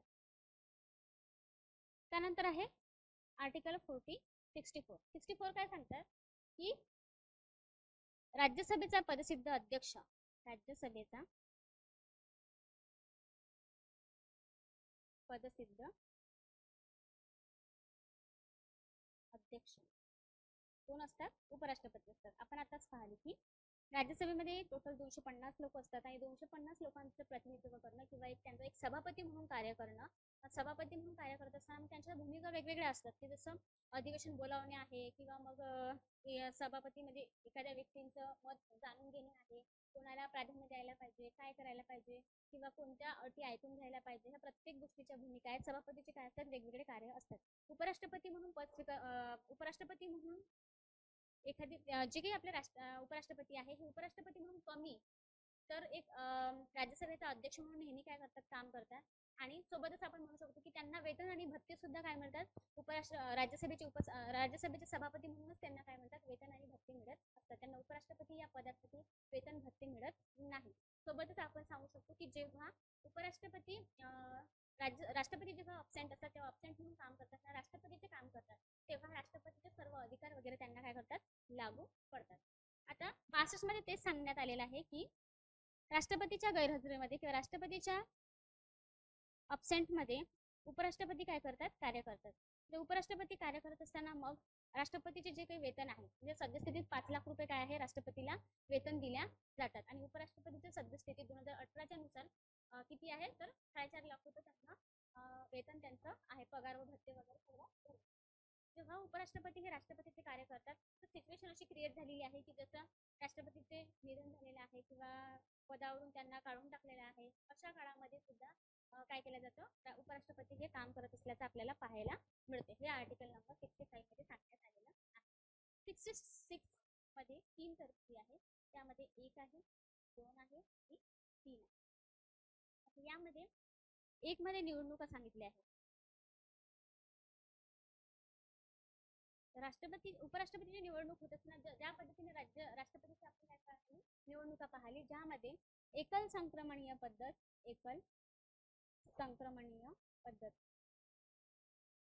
अप्रत्यक्षपणे जी प्रतिनिधित्व पद्धत ज्याला आपण म्हणतो, या पद्धतीने काय केल्या जातं, उपराष्ट्रपतीची निवड केल्या जातं. ईव्हीएम मशीन तिथं नसते, बॅलेट पेपर वोटिंग होतात. बॅलेट पेपरवर काय होतात, वोटिंग होतात. त्यामध्ये मग पिंक कलरची बॅलेट पेपर आहे, ग्रीन कलरचं बॅलेट पेपर आहे आणि व्हाईट कलरचं काय आहे, बॅलेट पेपर आहे. खासदार आणि आमदार अशा पद्धतीने त्यांचं ते ठरलेलं असतं. सॉरी, आमदारांचं तिथं कॉन्ट्रीब्युशन नसतं. कशामध्ये, उपराष्ट्रपतीच्या निवडणुकीमध्ये. यांच्या निवडणुकीमध्ये मग कोण भाग घेतात, त्यांच्या निवडणुकीमध्ये भाग घेतात संसदेचे लोकसभा आणि राज्यसभा यांचे जे काही निर्वाचित सदस्य आहे, निर्वाचित म्हणजे काय होते, निवडणुकीद्वारे निवडून आलेले लोक किंवा ज्यांना आपण खासदार म्हणतो, अशा लोकांना आपण निर्वाचित म्हणत असतो. म्हणूनच निवडणूक आयोगाला निर्वाचन आयोग सुद्धा म्हटल्या जातं. निवडून आलेले लोक आणि जे काही नामनिर्देशित आहे, नामनिर्देशित म्हणजे माहिती आपल्याला की राष्ट्रपती काय करत असतात की 12 लोकांची तज्ज्ञ लोक, जे विज्ञान आहे किंवा समाजसेवा आहे किंवा क्रीडा आहे, यांच्या अशा महत्त्वपूर्ण क्षेत्रामध्ये ज्यांनी योगदान दिलेलं आहे, महत्त्वपूर्ण कार्य केलेलं आहे, अशा तज्ज्ञ लोकांची निवड राज्यसभेवर 12 लोकांची राष्ट्रपती करत असतात. त्यालाच आपण नामनिर्देशन असं म्हणत असतो. म्हणजे आणि सोबतच आता काही दिवसापूर्वी आपण पाहिलं तर 2 अँग्लो इंडियन लोकांची सुद्धा काय केल्या जात होती, निवड केल्या जात होती. कोणाकडून, तर राष्ट्रपतीकडून. तर आता सद्यस्थितीत 104वी घटना दुरुस्ती करून आपण काय केलेलं आहे, अँग्लो इंडियनची निवड करणं काय केलेलं आहे, कुठेतरी थांबवलेलं आहे.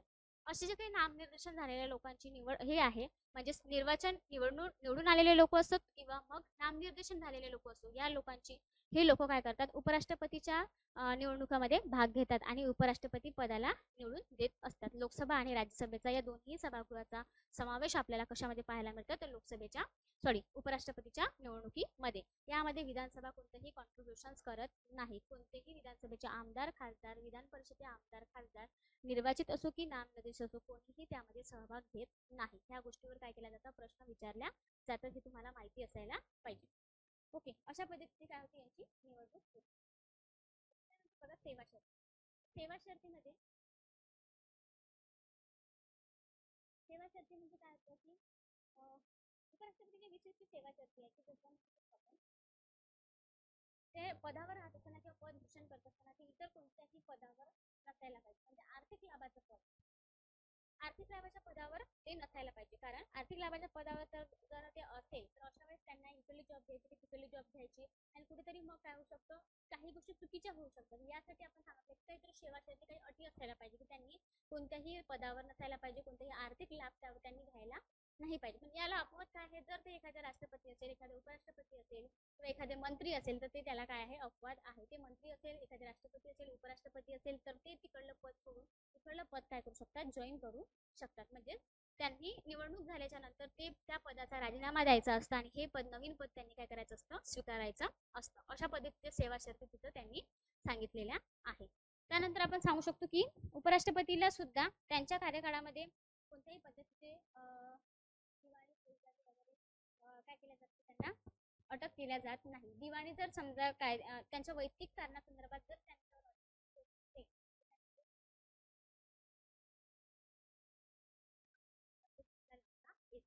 एकदम हायस्ट लेवलवर काय केलेलं आहे, संरक्षण प्रोव्हाइड केलेलं आहे. कारण की त्याच्या पदासाठी सेकंड पद आहे, त्या पदाची मलिनता म्हणजेच त्या पदाकडे कोणत्या चुकीच्या नजरेनं पाहू नये या दृष्टिकोनातून त्यांना काय केलेलं आहे, संरक्षण प्रोव्हाइड केलेलं आहे.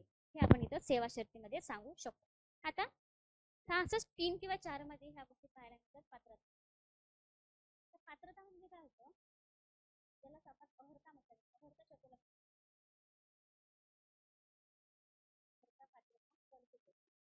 त्याची पात्रता म्हणजे आता सर्वांनी लक्षात ठेवा की तो काय असायला पाहिजे, भारताचा नागरिक असायला पाहिजे. आता एमपीसीचा पेपर झाला, तर एमपीसीच्या पेपरमध्ये असं विचारण्यात आलं की तो भारतीय नागरिक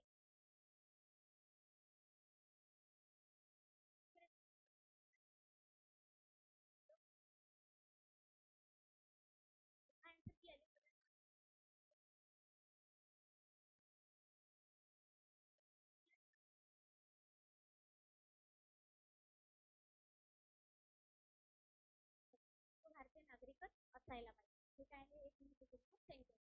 त्यानंतर वयाची त्यांनी किती वर्ष, 35 वर्ष केलेली पाहिजे. ह्या गोष्टी त्यांनी सांगितलेल्या आहेत. सोबतच तो राज्यसभेचा सदस्य म्हणून काय असायला पाहिजे, पात्र असायला पाहिजे. जसं आपण पाहिलं की राष्ट्रपती हे लोकसभेचा सदस्य होण्यासाठी काय असायला पाहिजे, पात्र असायला पाहिजे. त्याच पद्धतीने उपराष्ट्रपती हे राज्यसभेचं काय असायला पाहिजे, सदस्य म्हणून निवडून येण्यास पात्र असायला पाहिजे. हे गोष्टीचं आपल्याला सांगता येतं. आणि त्यानंतर मग हे 3 तिथं काय दिलेले आहे, त्यांच्या पात्रता दिलेल्या आहे. 3 काय दिलेले आहे, ते पात्रता दिलेल्या आहे. त्याचाही आपल्याला अभ्यास माहिती असायला हवा. आता 67 मध्ये काय सांगितलं, आर्टिकल नंबर 67 मध्ये सांगितलंय पदावधी. तर त्यांचा पदावधी कार्यकाळ आपण म्हणू शकतो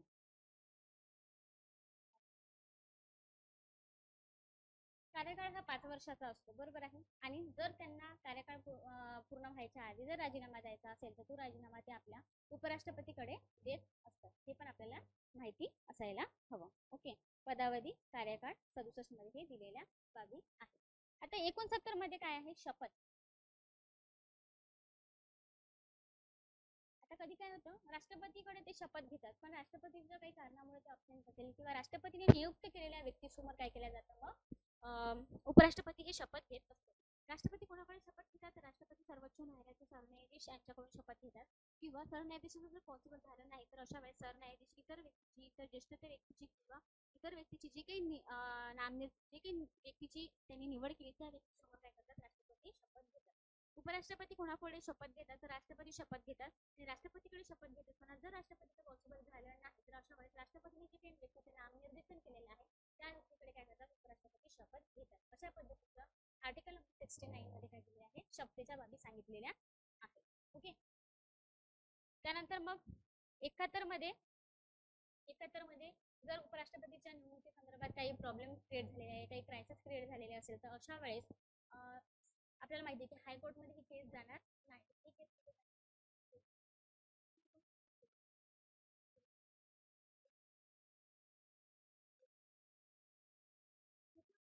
एखादी व्यक्ती सभागृहामध्ये उपस्थित नव्हता किंवा एखादे लोक अशा बाबीवर न्यायालयामध्ये आपल्याला नाही किंवा ती निवडणूक गैरसमजुतीने झालेली आहे किंवा हजर होते किंवा नाही या बाबत चर्चा केल्या जात. सर्वोच्च निर्णय हा सुप्रीम कोर्टाचा सुप्रीम कोर्ट त्याच पद्धतीने काय केला जाऊ शकतो त्या निवडणुकीसंदर्भात एक मतदानचे अशा पद्धतीने उपराष्ट्रपती पदाबद्दल पाहिलेलं. आता उपराष्ट्रपती पद भारतामध्ये आहे, आपण अमेरिका या देशाकडून पण घेतलेलं आहे. तर यामध्ये फरक काय आहे, अमेरिकेचा उपराष्ट्रपती आणि आपल्या भारताचा उपराष्ट्रपती. आपल्या भारतामध्ये उपराष्ट्रपतीची निवड केल्याच्या नंतर आपण राष्ट्रपतीचा जर राजीनामा दिला असेल तर आपण उपराष्ट्रपती हे राष्ट्रपती बनतात का आपल्या भारत देशामध्ये नाही. जर निवडणूक लढवली तर मग ठीक आहे, परंतु उपराष्ट्रपती अमेरिकेमध्ये कशा पद्धतीचा आहे, जर तिथे राष्ट्रपती झाल्याच्या नंतर राष्ट्रपतीने राजीनामा असो किंवा त्याचं निधन झालेलं असेल तर अशा काळामध्ये उपराष्ट्रपतीच हे राष्ट्रपती काय करतात, बनवल्या जातात उर्वरित काळासाठी. हा डिफरंट आपल्याला काय येतं सांगता येतं. तशा पद्धतीचं आपल्या इथं नाही आहे. बाकीच्या गोष्टी ॲज इट इज लागू पडतात, जसं की राज्यसभेचे काय असतात ते पदसिद्ध अध्यक्ष असतात. तसंच तिथं पण वरिष्ठ जे सभागृह आहे, राज्यसभेला वरिष्ठ सभागृह म्हटलं जातं आणि वरिष्ठ सभागृहाचे पदसिद्ध अध्यक्ष म्हणून अमेरिकेमध्ये सुद्धा काम करतात आणि आपल्या भारतामध्ये सुद्धा काय केलं जातं, वरिष्ठ सभागृहाचे सभापती म्हणून ते काय करत असतात, काम करत असतात. अशा पद्धतीने काय झालं, हे उपराष्ट्रपती हे पद झालं. ओके, समजलं का? काही अडचणी? कलमात एवढं लक्षात ठेवण्याचं काम नाही आहे, फक्त 63 मध्ये उपराष्ट्रपती हे पद आहे. इथपर्यंत जरी लक्षात ठेवलं तरी चालेल, बाकी लक्षात नाही ठेवलं तरी चालेल. फक्त एवढं लक्षात असायला पाहिजे की तो भारताचा नागरिक असायला पाहिजे आणि वयाची 35 वर्ष काय करायला पाहिजे, पूर्ण करायला पाहिजे. हे त्यांचं म्हणजे अर्थ सांगितले, पण ते कधी त्या पदावरून निवृत्त व्हावे असं कुठेही नमूद केलेलं नाही. जसं सुप्रीम कोर्टचं आहे की 65 एज झाल्याच्या नंतर त्यांना काय केलं जातं, पदावरून काढून टाकलं जातं. 65 सुप्रीम कोर्ट. ओके. आणि 62 कुठं आहे, हायकोर्ट. हायकोर्टचं न्यायाधीशाचं सरन्यायाधीश हायकोर्टमध्ये न्यायाधीशाचं आणि सुप्रीम कोर्ट त्यांच्या जर सुप्रीम कोर्टाचं 65 एज झाले असेल तर त्यांना पदावरून काढून टाकलं जातं. हायकोर्टमध्ये वयाची 65 वर्ष झाले असेल तर तेव्हा काय केलं जातं, काढून टाकल्या जातं. ठीक आहे. आता आपण बघूया राज्यपाल.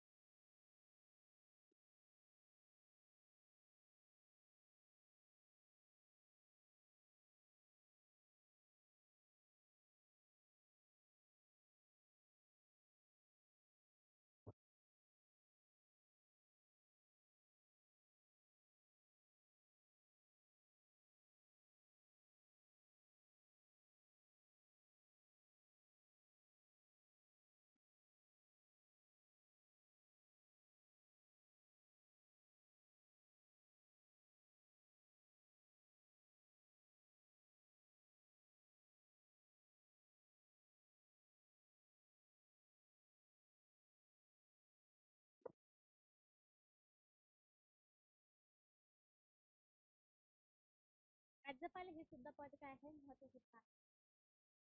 राज्यपाल पदाला आपण म्हणू शकतो की दोन याच्यामधला काय आहे ते दुवा आहे. केंद्र सरकार आणि राज्य सरकारमधला एक दुवा म्हणून काय केलं जातं, काम करत असतं. कारण राज्यपालाची नियुक्ती हे कोण करत असतात, राष्ट्रपती करत असतात.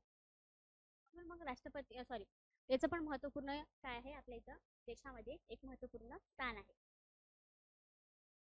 राज्यपालाबद्दल आपण पाहत असताना त्याचे जे काही आर्टिकल्स आहेत ते आपण काय करूया, डिस्कस करूया की नेमकं त्यामध्ये काय सांगितलेलं. Article number 52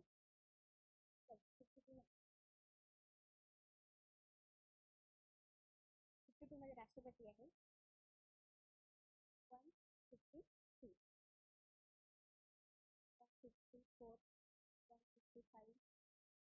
156, 157, 158, 159, 160. बाकी आर्टिकल लक्षात नाही ठेवले तरी चालेल. जे काही मी ओव्हरलुक करून सांगते ते तुम्ही लक्षात ठेवण्याचा प्रयत्न करा. फक्त आर्टिकल नंबर 153 लक्षात ठेवलं तरी चालेल. भारताचा एक सॉरी राज्याचा एक काय असेल, राज्यपाल असेल. ज्या पद्धतीने राष्ट्रपती आहे तशाच पद्धतीने राज्यपाल आहे. ह्या गोष्टी काय करायच्या, लक्षात ठेवायच्या. अभ्यास करत असताना कंपॅरिझन जर अभ्यास केला तर चांगल्या पद्धतीने लक्षात राहत.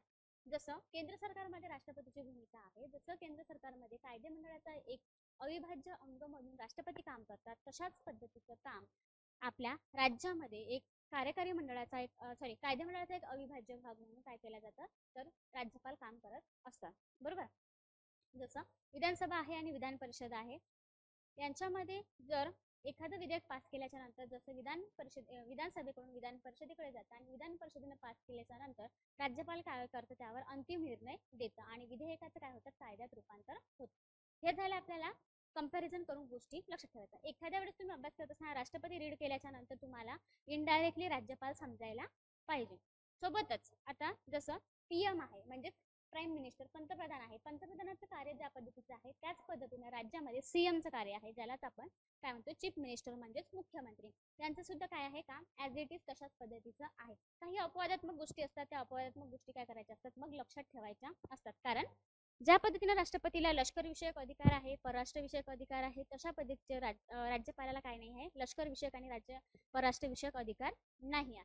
सोबतच ज्या पद्धतीनं राज्यपालाला स्वच्छाधीन अधिकार आहे, तशा पद्धतीचे मग राष्ट्रपतीला सुद्धा काय नाही आहे, ते स्वच्छाधीन अधिकार नाही आहे. कारण जे काही अधिकार वापरायचे असतात ते त्यांना मंत्रिमंडळाच्या सल्ल्यानेच वापरायचे असतात.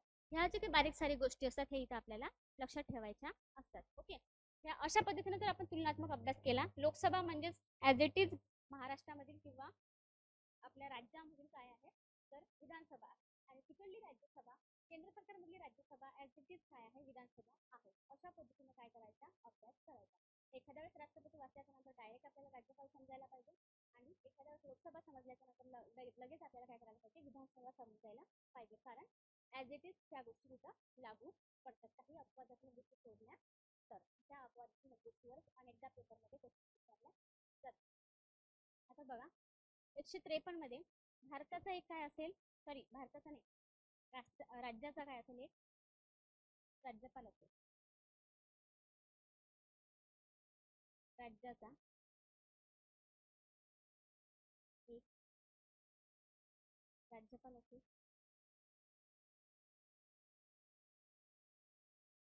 बरोबर. आता मग यामध्ये काय 7वी घटनादुरुस्ती झाली 1956ला आणि त्यानुसार सांगण्यात आलं की ठीक आहे, राज्यपाल असेल, राज्याचा एक राज्यपाल असेल, ठीक आहे, पण एकापेक्षा जास्त सुद्धा राज्याचा एक राज्यपाल असू शकतो, असं पण त्या 7व्या घटनादुरुस्तीनुसार सांगण्यात आलेलं. मग बरेच वेळा तुम्ही पाहिलं असेल की जसं की पंजाब आणि हरियाणा चंदीगड आणि हरियाणा हे जे काही राज्य आहे ना, पंजाब, हरियाणा, चंदीगड, या तिन्ही याचा आपल्याला एकच काय पाहायला मिळतं. त्यांचं हायकोर्ट सुद्धा एकच आहे. बरोबर. चंदीगडला त्यांचं काय हायकोर्ट आहे. त्याच पद्धतीने पंजाब आणि हरियाणासाठी असणारं जे हे आहे राज्यपाल आहे ते सुद्धा एक असल्याचं आपल्याला बऱ्याच वेळा काय मिळतं, पाहायला मिळतं. म्हणजे सांगायचं काय आहे, तर आपल्याला राज्याचा एक काय असेल, राज्यपाल असेल. तर 7व्या घटनादुरुस्तीनुसार सांगण्यात आलं 1956 मध्ये की एकापेक्षा अनेक राज्यासाठी सुद्धा एक राज्यपाल म्हणून काय करेल, काम करू शकते. अशा पद्धतीचे 153 मध्ये सांगण्यात आलेलं आहे. आता 154 काय आहे, तर राज्याचे कार्यकारी अधिकार, राज्याचे कार्यकारी अधिकार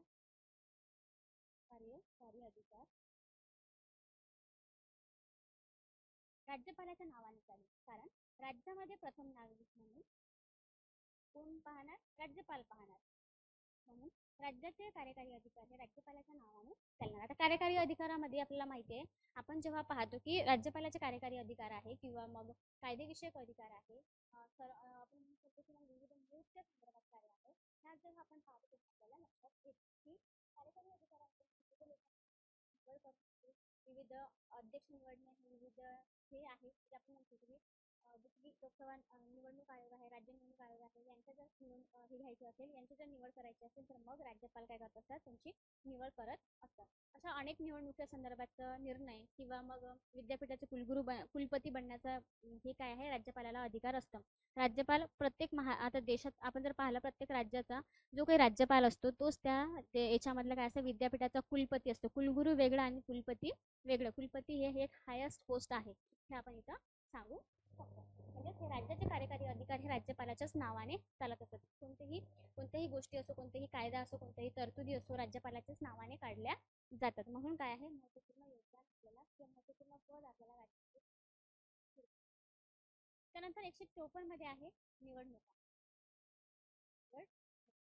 आता निवडणुका पार पडत असताना त्यांच्या 155 निवडणुका नाही म्हणू शकत आपण, नेमणूक खूप महत्वाचा आहे बरं. हा तुम्ही अभ्यास केला असेल ग्रामपंचायतचा, त्यामध्ये सांगतात की ग्रामसेवकाची निवड कोण करते आणि नेमणूक कोण करते, हा फरक आहे. निवड हे जिल्हा परिषद करत असते, जिल्हा परिषदेमध्ये मंडळ असते, ते ग्रामसेवकाची काय करतात, निवड करतात. पण त्याची नेमणूक जर कोणी म्हटलं तर मग ते आपल्याला माहिती आहे की CEO म्हणजे चीफ एक्झिक्युटिव्ह ऑफिसर काय करत असतात, त्यांची नेमणूक करत असतात. हे या बाबतीतला काय फरक आहे, हे गोष्टी लक्षात ठेवायच्या. आता बघा 155 नुसार काय आहे, 155 नुसार आपल्याला नेमणूक पाहायची आहे. नेमणूक कोण करतात, नेमणूक करतात राष्ट्रपती. कारण राष्ट्रपतीच्या सल्ल्याने, राष्ट्रपतीच्याच बाबतीत काय केलं जातं, हे एक केंद्राचा प्रतिनिधी म्हणून, एक राज्याचा प्रतिनिधी म्हणून, एक त्यांच्यामध्ये दुवा साधण्याचं काम करतात, राज्यपाल करत असतात. 56 मध्ये आहे पदावधी. पदावधी म्हणजे कार्यकाळ. कार्यकाळ कशा पद्धतीनं पार पडतो की सर्वसामान्यपणे जरीही राज्यपालाचा कार्यकाळ हा 5 वर्षाचा असेल, सर्वसामान्यपणे हा शब्द खूप महत्वाचा आहे. परंतु जर ऑप्शनमध्ये जर दिलेलं असेल की राष्ट्रपतीच्या मर्जीवरच काय आहे, राज्यपालाचा कार्यकाल अवलंबून आहे. महान्यायवादी असो, महान्यायवादीचं सुद्धा राष्ट्रपतीच्या मर्जीवरच काय असतात, त्याला आपण कॅग नाही म्हणत, महान्यायवादी लक्षात ठेवा. महान्यायवादीचं सुद्धा राष्ट्रपतीच्या मर्जीनुसार काम करत असतात आणि राज्यपाल सुद्धा काय करत असतात, तर राष्ट्रपतीच्या मर्जीनुसारच काम करत असतात. राष्ट्रपतीने म्हटलं की राज्यामध्ये कुठेतरी सुव्यवस्था नाही आहे, कुठेतरी चुकीचं कामकाज चाललेलं आहे, कुठेतरी व्यवस्थित पद्धतीने तिची सिस्टीम हे झालेली आहे, अशा वेळेस राज्यपाल काय करत असतात, राष्ट्रपतीच्या सहकार्याने किंवा त्यांच्याच संमतीने संपूर्ण गोष्टी राज्य हे सांभाळण्याचं काम करत असतात. म्हणून राज्यपालाचा कार्यकाळ हा किती असावा हे राष्ट्रपतीच्या मर्जीवर आहे. राष्ट्रपतीला वाटलं की 2 वर्षाच्या नंतर त्यांना काढून टाकायचं तर ते काढून टाकू शकतात. त्यानंतर आपण म्हणू शकतो की त्यांना ठेवायचं तर ते ठेवू पण शकतात. राष्ट्रपतीने जे घेतलेला निर्णय आहे हा न्यायप्रविष्ट नाही. जर एखाद्या राज्यपालाला वाटलं की मला पदावरून का काढलं, कारण काय होतं हे विचारता येणार नाही. सोबतच न्यायालयामध्ये जाऊन त्याला माझ्या मूलभूत हक्काचा हनन झालेला आहे किंवा ह्या गोष्टी त्यांना म्हणता येणार नाही. कारण राष्ट्रपतीने घेतलेला निर्णय हा अंतिम असेल आणि त्यामुळेच राष्ट्रपतीने म्हटलेल्या गोष्टीसाठी किंवा न्यायालयात जाता येणार नाही. अशा पद्धतीची तरतूद आपल्याला पदावधीमध्ये सांगता येते. तर सर्वसामान्य जर कार्यकाळ विचारला तर ज्याप्रमाणे राष्ट्रपतीला 5 वर्ष आहे, उपराष्ट्रपतीला 5 वर्ष आहे, त्याच पद्धतीने राज्यपालाला 5 वर्ष सांगण्यात आलेला. आता बघा 57 मध्ये काय सांगण्यात आलं आहे, पात्रता. सर्वात महत्वाचं आहे की तो काय असायला पाहिजे, भारताचा नागरिक असायला पाहिजे. सगळीकडे प्रत्येकाची जी अर्हता आहे, जी पात्रता आहे ती तो भारताचा नागरिक असायला पाहिजे. सोबतच भारताचा नागरिक असल्याच्या नंतर आपण सांगू शकतो की त्या व्यक्तीचं वय 35 वर्ष काय असायला पाहिजे, पूर्ण असायला पाहिजे. राष्ट्रपतीचं 35 वर्षच आहे, उपराष्ट्रपतीचंही 35 वर्षच आहे आणि राज्यपालाचं सुद्धा काय आहे, 35 वर्ष. ह्या गोष्टी काय आहेत तुम्ही लक्षात ठेवा. आता बघा हे झाल्या घटनेमध्ये सांगितलेल्या 2 बाबी. आपण जे पाहिला की जे भारतीय नागरिक असायला पाहिजे आणि त्यांनी काय करायला पाहिजे की त्यांचं वय हे 35 वर्ष असायला पाहिजे. हे झाल्या घटनेमध्ये सांगितलेल्या बाबी. परंतु एक संकेतानुसार असं म्हटलं जातं की राज्यपाल हा त्या राज्यामधला नसावा, तर इतर राज्यामधून आलेला तो राज्यपाल असावा, असा संकेत पाडल्या जाते. त्या संकेत पाळण्यामागचं पण अनेक कारणं असू शकतात की आपल्या राज्यामधला जर आपला राज्यपाल असेल तर तेवढ्या पद्धतीने काम करणार नाही, अशा पद्धतीच्या काही गोष्टी आहेत. त्यामुळेच मग त्यांनी सांगितलं, एक संकेत पाडला जातो की राज्यपाल हा काय असायला पाहिजे, तर राज्याच्या बाहेरचा असायला पाहिजे. हा एक संकेत झाला, हे कॉन्स्टिट्यूशन मध्ये दिलेलं नाही आहे. ओके, फक्त तो भारताचा नागरिक असायला पाहिजे आणि त्यांनी काय करायला पाहिजे, 35 वर्ष पूर्ण करायला पाहिजे. आता 58 मध्ये काय आहे, अटी. त्यालाच आपण सेवा शर्ती असं म्हणू शकतो. आता सेवा शर्तीमध्ये आपण सांगू शकतो की ते इतर कोणत्याही सार्वजनिक किंवा आर्थिक लाभाच्या ते पदावर नसायला पाहिजे. बरोबर आहे की जर ऑब्विसली ते वेगवेगळ्या पदावर, वेगवेगळ्या संघटनेचे, वेगवेगळ्या कंपनीचे, वेगवेगळ्या पदावर जर ते असेल तर अशा वेळेस त्यांना राज्यपाल चांगल्या पद्धतीने भूमिका पार पाडू शकणार नाही. अशा वेळेस त्यांना आर्थिक ते विविध आर्थिक लाभाच्या पदावर असायला नको अशा पद्धतीची अट काय केलेली आहे त्यांच्यावर टाकलेली आहे. हे आपण पाहू शकतो. हे त्यांच्या काय आहे अटी आणि सेवा शर्ती. आता 59 मध्ये काय आहे त्यांची शपथ. आता आपल्याला माहिती आहे की ते शपथ कोणापुढे घेतात. 159 नुसार त्यांच्या शपथचा हे आहे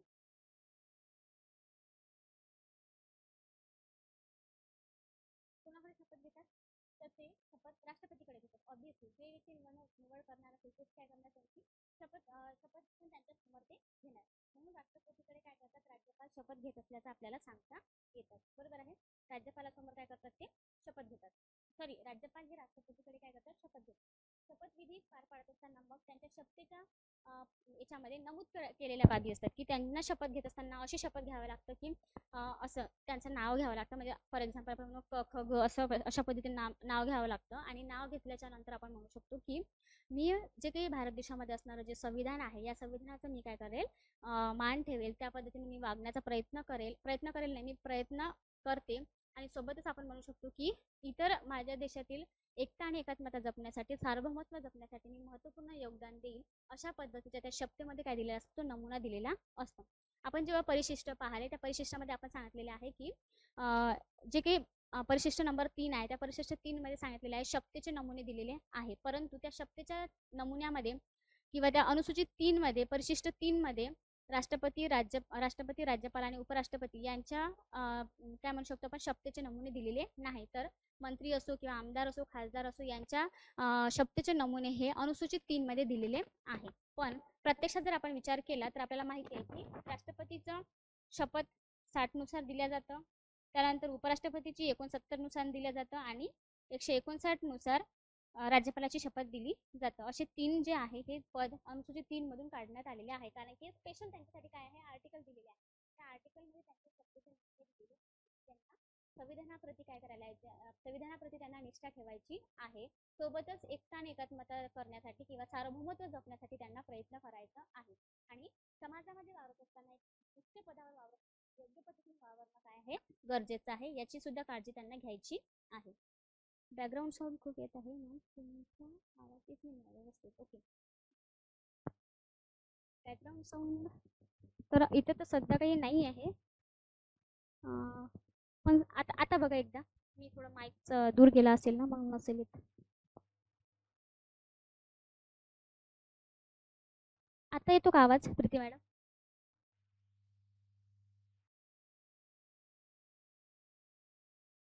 खरखर असा आवाज येतो. एक मिनिट. बाकी तर काही चालू नाही आहे फक्त एसी चालू आहे. 2 मिनिटं वेट करूया कारण लेक्चर पण आता संपत आलेला आहे आणि साऊंड सिस्टीमचा इश्यू आलेला आहे. 2 मिनिटं वेट करूया. जर नाहीच आवाज आला तर मग मी सांगते त्यांना.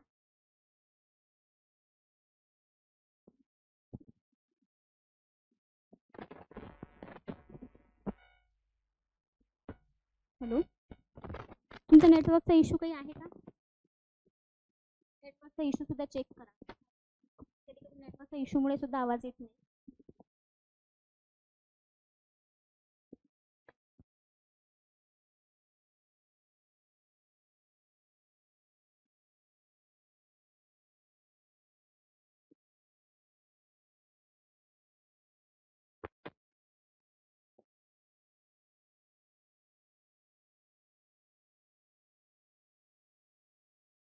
हां असं जर कधी झालं आवाज वगैरे आला नाही तर आपलं नेटवर्क चेक करायचं एकदा.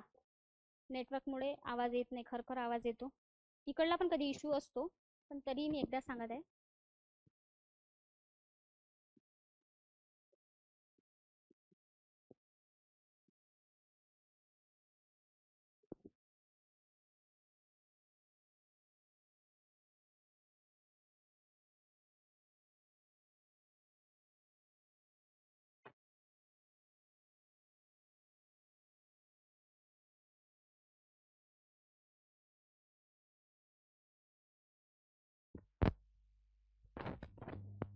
कोणत्या पाठाचं? शपथ. ओके, रिपीट करते मी, तुम्हाला आवाज नसा आला कदाचित. बघा, परिशिष्ट नंबर आपण जेव्हा परिशिष्ट पाहिले, 12 परिशिष्ट आपल्या याच्यामध्ये आपण पाहिलेलं आहे. तर 12 परिशिष्टामध्ये आपण पाहत असताना मी तुम्हाला प्रत्येक गोष्ट 1 आहे, 2 आहे, 3 आहे, काय कशामध्ये काय ॲड केलेलं आहे, मी पहिले जे लेक्चर आहेत तुम्ही पाहिले असेल त्या लेक्चरमध्ये संपूर्ण डिटेल्स सांगितलेलं आहे. 3 मध्ये काय आहे? शब्दांचे नमुने. शब्दांच्या नमुन्यामध्ये आपण सांगू शकतो की मंत्र्यांचे आहे, सीएम आहे, पीएम आहे, यांच्यासाठी विशिष्ट तरतूद दिलेल्या नाही. जसं आर्टिकल कोणत्याही आर्टिकलमध्ये सांगण्यात आलेलं नाही की पीएम यानुसार या आर्टिकलनुसार शपथ घेईल किंवा इतर कोणाचे काय केलेलं नाही, इथं सांगण्यात आलेलं नाही. फक्त 3 व्यक्ती अशा आहेत की त्या 3 व्यक्तीबद्दल स्पेशल प्रोव्हिजन्स केलेले आहे की जसं आर्टिकल नंबर 6 मध्ये सांगण्यात आलं आहे की राष्ट्रपती काय करेल?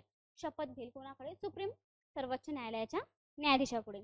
त्यानंतर 69 नुसार सांगण्यात आहे की उपराष्ट्रपती हे राष्ट्रपतीकडे काय करणार आहे? शपथ घेणार आहे. हे त्यांचे स्पेशल कलम आहे. कलम नाही, अनुच्छेद. ओके. त्यानंतर आर्टिकल नंबर 159 मध्ये सांगण्यात आले आहे की राज्यपाल काय करेल? तर राष्ट्रपतीकडे ते शपथ घेईल. असं स्पेशल प्रोव्हिजन्स त्यांच्यासाठी केलेल्या आहेत. त्या 3 व्यक्तींच्या सोडून राष्ट्रपती, उपराष्ट्रपती आणि राज्यपालांच्या सोडून ही शपथ असेल, जसं की कॅग असो किंवा मग त्याला महान्यायवादी असो किंवा मग इतरही जे काही पद असो, सीएम असो, पीएम असो, सर्वांच्या काय केलेल्या आहे? शपथेचे नमुने अनुसूचीमध्ये ऍड करण्यात आलेले आहे. अनुसूची 3 मध्ये. त्या अनुसूची 3 वर सुद्धा काय केलेलं आहे? वेगवेगळ्या एक्झामला वेगवेगळ्या वेळेस काय केलेलं आहे? प्रश्न विचारलेले आणि तुम्हाला ते सुद्धा काय करायला पाहिजे? माहीत असायला पाहिजे. ओके, हे झालं आपल्या शपथेचे नमुने. आता 161 नुसार काय आहे? तर ज्या पद्धतीने आपण पाहिलं की भारताच्या राष्ट्रपतीला आर्टिकल नंबर 72 नुसार दया दाखवण्याचा काय आहे? अधिकार आहे. आता फॉर एक्झाम्पल एखादा व्यक्ती साधारण आहे आणि चुकून त्या व्यक्तीकडून काय झाला? एखादा गुन्हा झाला आणि ऑब्व्हियसली त्या व्यक्तीने जर राष्ट्रपतीच्या जर अशा गोष्टी लक्षात आल्या की चुकून एखादा गुन्हा झालेला आहे आणि तो गुन्हा एवढाही कठीण नाही किंवा एवढाही याचा नाही आहे, अशा वेळेस जर राष्ट्रपतीला वाटला आणि आपण जर दयेचा अधिकार राष्ट्रपतीकडे सादर केला, राष्ट्रपती संपूर्ण गोष्टीचा आपला अभ्यास करेल. सगळं आपल्या संदर्भात असल्या आता वर्तणुकी संदर्भात संपूर्ण अभ्यास केला जातील आणि अभ्यास केल्याच्या नंतर राष्ट्रपतीला जर वाटलं की या व्यक्तीला जी देण्यात आलेली जी शिक्षा आहे ही शिक्षा खूप कठीण आहे, जसं एखाद्या व्यक्तीला मृत्यूदंडाची शिक्षा दिलेली असेल तर किंवा एखाद्या व्यक्तीला फाशीची शिक्षा दिलेली असेल तर मग त्यांची शिक्षा सौम्य करण्यामध्ये किंवा कमी करण्यामध्ये हे काय करू शकतात? राष्ट्रपती महत्त्वपूर्ण योगदान देऊ शकतात किंवा महत्त्वपूर्ण बाजू सांगू शकतात की त्यांची शिक्षा काय करा, तुम्ही सौम्य करा. सोबतच आपल्याला माहिती आहे की एखादी महिला प्रेग्नेंट आहे आणि प्रेग्नेंट महिला असल्यावर त्या बाळावर कुठेतरी बॅड इम्पॅक्ट पडू शकतो त्या बाळावर. अशा काळामध्ये त्या महिलेची शिक्षा कुठेतरी सौम्य केल्या जातं. जी काही दिलेला कार्यकाळ आहे त्या कार्यकाळामध्ये तिला शिक्षा न देता प्रेग्नन्सीचा कार्यकाळ झाल्याच्या नंतर तिला ती शिक्षा देऊ शकतात. म्हणजेच तिचा शिक्षेचा कालावधी कुठेतरी कमी केला जाऊ शकतं, त्यामध्ये कुठेतरी सौम्य करू शकतात. अशा पद्धतीची तरतुदी तिथं आपण दयेच्या अधिकाराअंतर्गत ते केल्या जातात. ज्या पद्धतीने राष्ट्रपतीला दया दाखवण्याचा अधिकार आहे त्याच पद्धतीचा अधिकार राज्यपालाला राज्यामध्ये आपण दया दाखवण्याचा अधिकार देता येऊ शकतो. एखादा कोइन्सिडेंटली एखाद्या व्यक्तीच्या हातातून त्याच्या मनात पण नव्हतं, पण अचानक एखादा व्यक्ती आला आणि रागाच्या भरामध्ये आपण एखाद्या व्यक्तीचा चुकून काहीतरी गलत काहीतरी आपण काही गोष्टी केल्या, अशा वेळेस जर आपल्याला त्या गोष्टीचा जर पश्चाताप होत असेल की मी ह्या गोष्टी नव्हत्या करायला पाहिजे, पण माझ्याकडून एक मानवी प्रवृत्ती आहे आणि ऑब्व्हियसली आपल्या लाईफमध्ये काही ना काही गोष्टी काय होत असतात? चुकत असतात.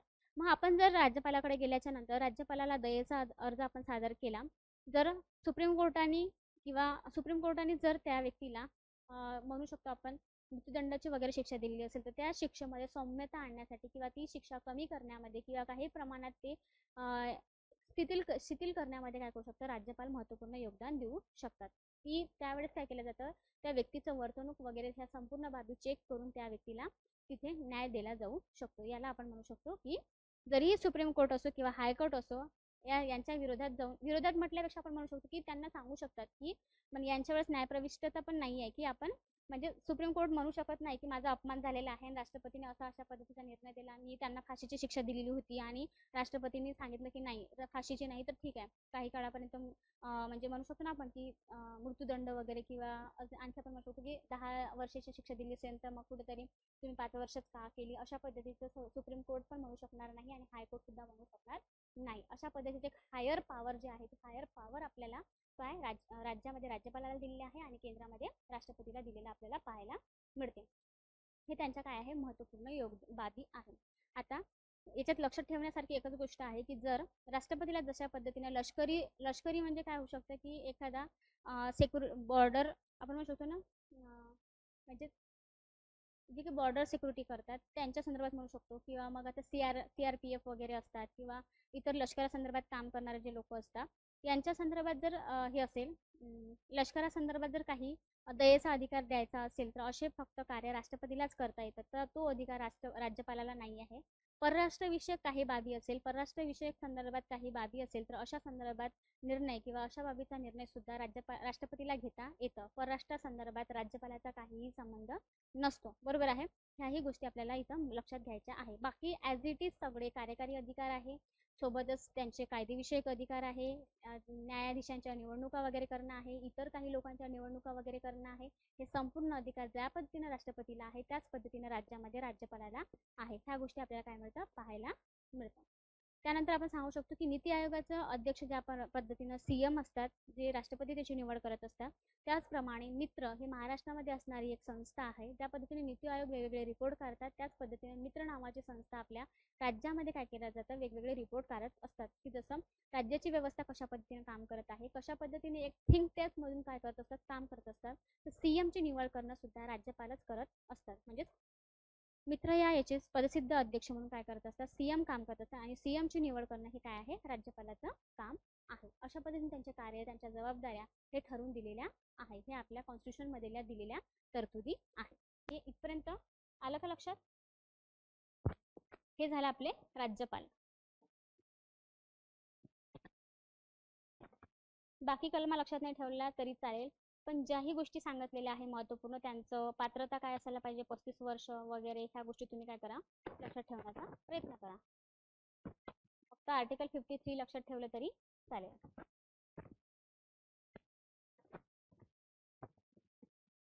आता याच्यात महत्त्वाचा फरक असा आहे, राष्ट्रपती, उपराष्ट्रपती, राज्यपाल, CM, PM, त्यानंतर आपण म्हणू शकतो की ग्रामपंचायत लेवलवरच्या स्थिती. राष्ट्रपतीला निवडून यायचं असेल तर त्यांना 35 वर्ष वयाची कंप्लीट करावं लागतं. उपराष्ट्रपतीला निवडून यायचं असेल तर त्यांना 35 वर्ष कंप्लीट करावं लागतं. राज्यपालाला निवडून यायचं असेल तर 35 वर्ष कंप्लीट करावं लागतं. सॉरी, निवडून म्हटल्यापेक्षा नेमणूक करायची असेल तर काही गोष्टी खूप लक्षात घ्याव्या लागतात. CMला जर निवडून यायचं असेल तर त्यांना वयाची 25 वर्ष कंप्लीट करावं लागतं. PMला सुद्धा निवडून यायचं असेल त्यांना 25 वर्ष कंप्लीट करावं लागतं. ग्रामपंचायतच्या जर काही निवडणुका पाळायच्या असेल, ग्रामपंचायतमध्ये सदस्य होत असेल वगैरे, तर आपल्याला वयाची 21 वर्ष काय करावं लागतं, पूर्ण करावं लागतं. ह्या गोष्टी काय करा तुम्ही लक्षात ठेवा. ओव्हरऑल बरोबर, ह्या गोष्टी चांगल्या पद्धतीने काय समजून घ्यायचं, आपण बघायला पाहिजे, ते लक्षात ठेवा. सुप्रीम कोर्ट जे मी तुम्हाला सांगितलं, त्यांना असं काही नाही आहे की तुम्ही 21 वर्ष झालेले किंवा 25 झाले किंवा 35 वर्ष झाले तर तुम्ही सुप्रीम कोर्टाचे न्यायाधीश बनतात, अशा पद्धतीत त्यांना पात्रता किंवा अशा पद्धतीची अर्हता त्यांनी सांगितलेली नाही. तर त्यांना पदावरून काढून टाकायचं असेल सुप्रीम कोर्टच्या न्यायाधीशांना तर वयाची 65 वर्ष पूर्ण करावी लागतात, आणि हायकोर्टच्या न्यायाधीशांना पदावरून काढून टाकायचं असेल तर त्यांना वयाची 62 वर्ष काय करावं लागतं, पूर्ण करावं लागतं. आता हे आहे, आणि सोबतच यांच्या अंतर्गत आहे की 3 किंवा मग 65 जे आधी होईल. जर एखादा व्यक्ती 59व्या वर्षी काय झाला, 59व्या वर्षी एखादा व्यक्ती हायकोर्टचा न्यायाधीश झाला, मग त्या व्यक्तीचा आपण म्हणू शकतो की ठीक आहे 59व्या वर्षी झालं, 3 वर्ष जरी कंप्लीट व्हायचं असेल तरी जर वय जर 62 वर्ष झालं असेल तर त्या व्यक्तीला त्या आधीच काय केलं जातं, पदावरून काढून टाकल्या जातं. मग ही काय अर्हता आहे की एकतर 62 वर्ष पूर्ण होईल, नाहीतर मग 3 वर्ष होईल, जेही आधी होईल त्यानुसार काय केलं जातं, त्या व्यक्तीला पदावरून काढून टाकल्या जातं. हे त्यांची काय आहे, अर्हता आहे. ह्या गोष्टी काय करा तुम्ही चांगल्या पद्धतीनं लक्षात ठेवा. आता एकंदरीत हा पार्ट तुमचा चांगला लक्षात आलेला असेल. आता आपण नेक्स्ट लेक्चरला जे आहे जो आपलं राहिलेला आहे सोशल जस्टिस, सामाजिक न्याय, सामाजिक न्याय ही कन्सेप्ट थोडी सांगायला क्रिटिकल आहे, पण मी चांगल्या पद्धतीने सांगण्याचा काय करेल प्रयत्न करेल. PDF चा वगैरे वापर करून आपण ती काय करूया, उद्याच्या लेक्चरला ते आपण पाहूया. कारण एक जर विचार केला तर ती की सामाजिक न्याय आहे, आपण आपल्या भारतामध्ये एक निगेटिव्ह अप्रोचनं आपण म्हणू शकतो की जिथे अन्याय होणार नाही तिथे आपण त्याला न्याय म्हणत असतो. मग ही कन्सेप्ट पाहत असताना सांगताना थोडं क्रिटिकल जाईलच, पण मी सांगण्याचा चांगल्या पद्धतीने काय करेल प्रयत्न करेल. उद्याचं लेक्चर आपण सोशल जस्टिसवर बघूया आणि आजचं लेक्चर काय करूया आपण इथे थांबूया. भेटूया नेक्स्ट लेक्चरला. Thank you so much. काही प्रश्न असेल तर विचारू शकता. 1-2 मिनटं आहे तुमच्याकडे. मी थांबते, 1-2 मिनटं वेट करते तुमचा. नसेल तर मग आपण नेक्स्ट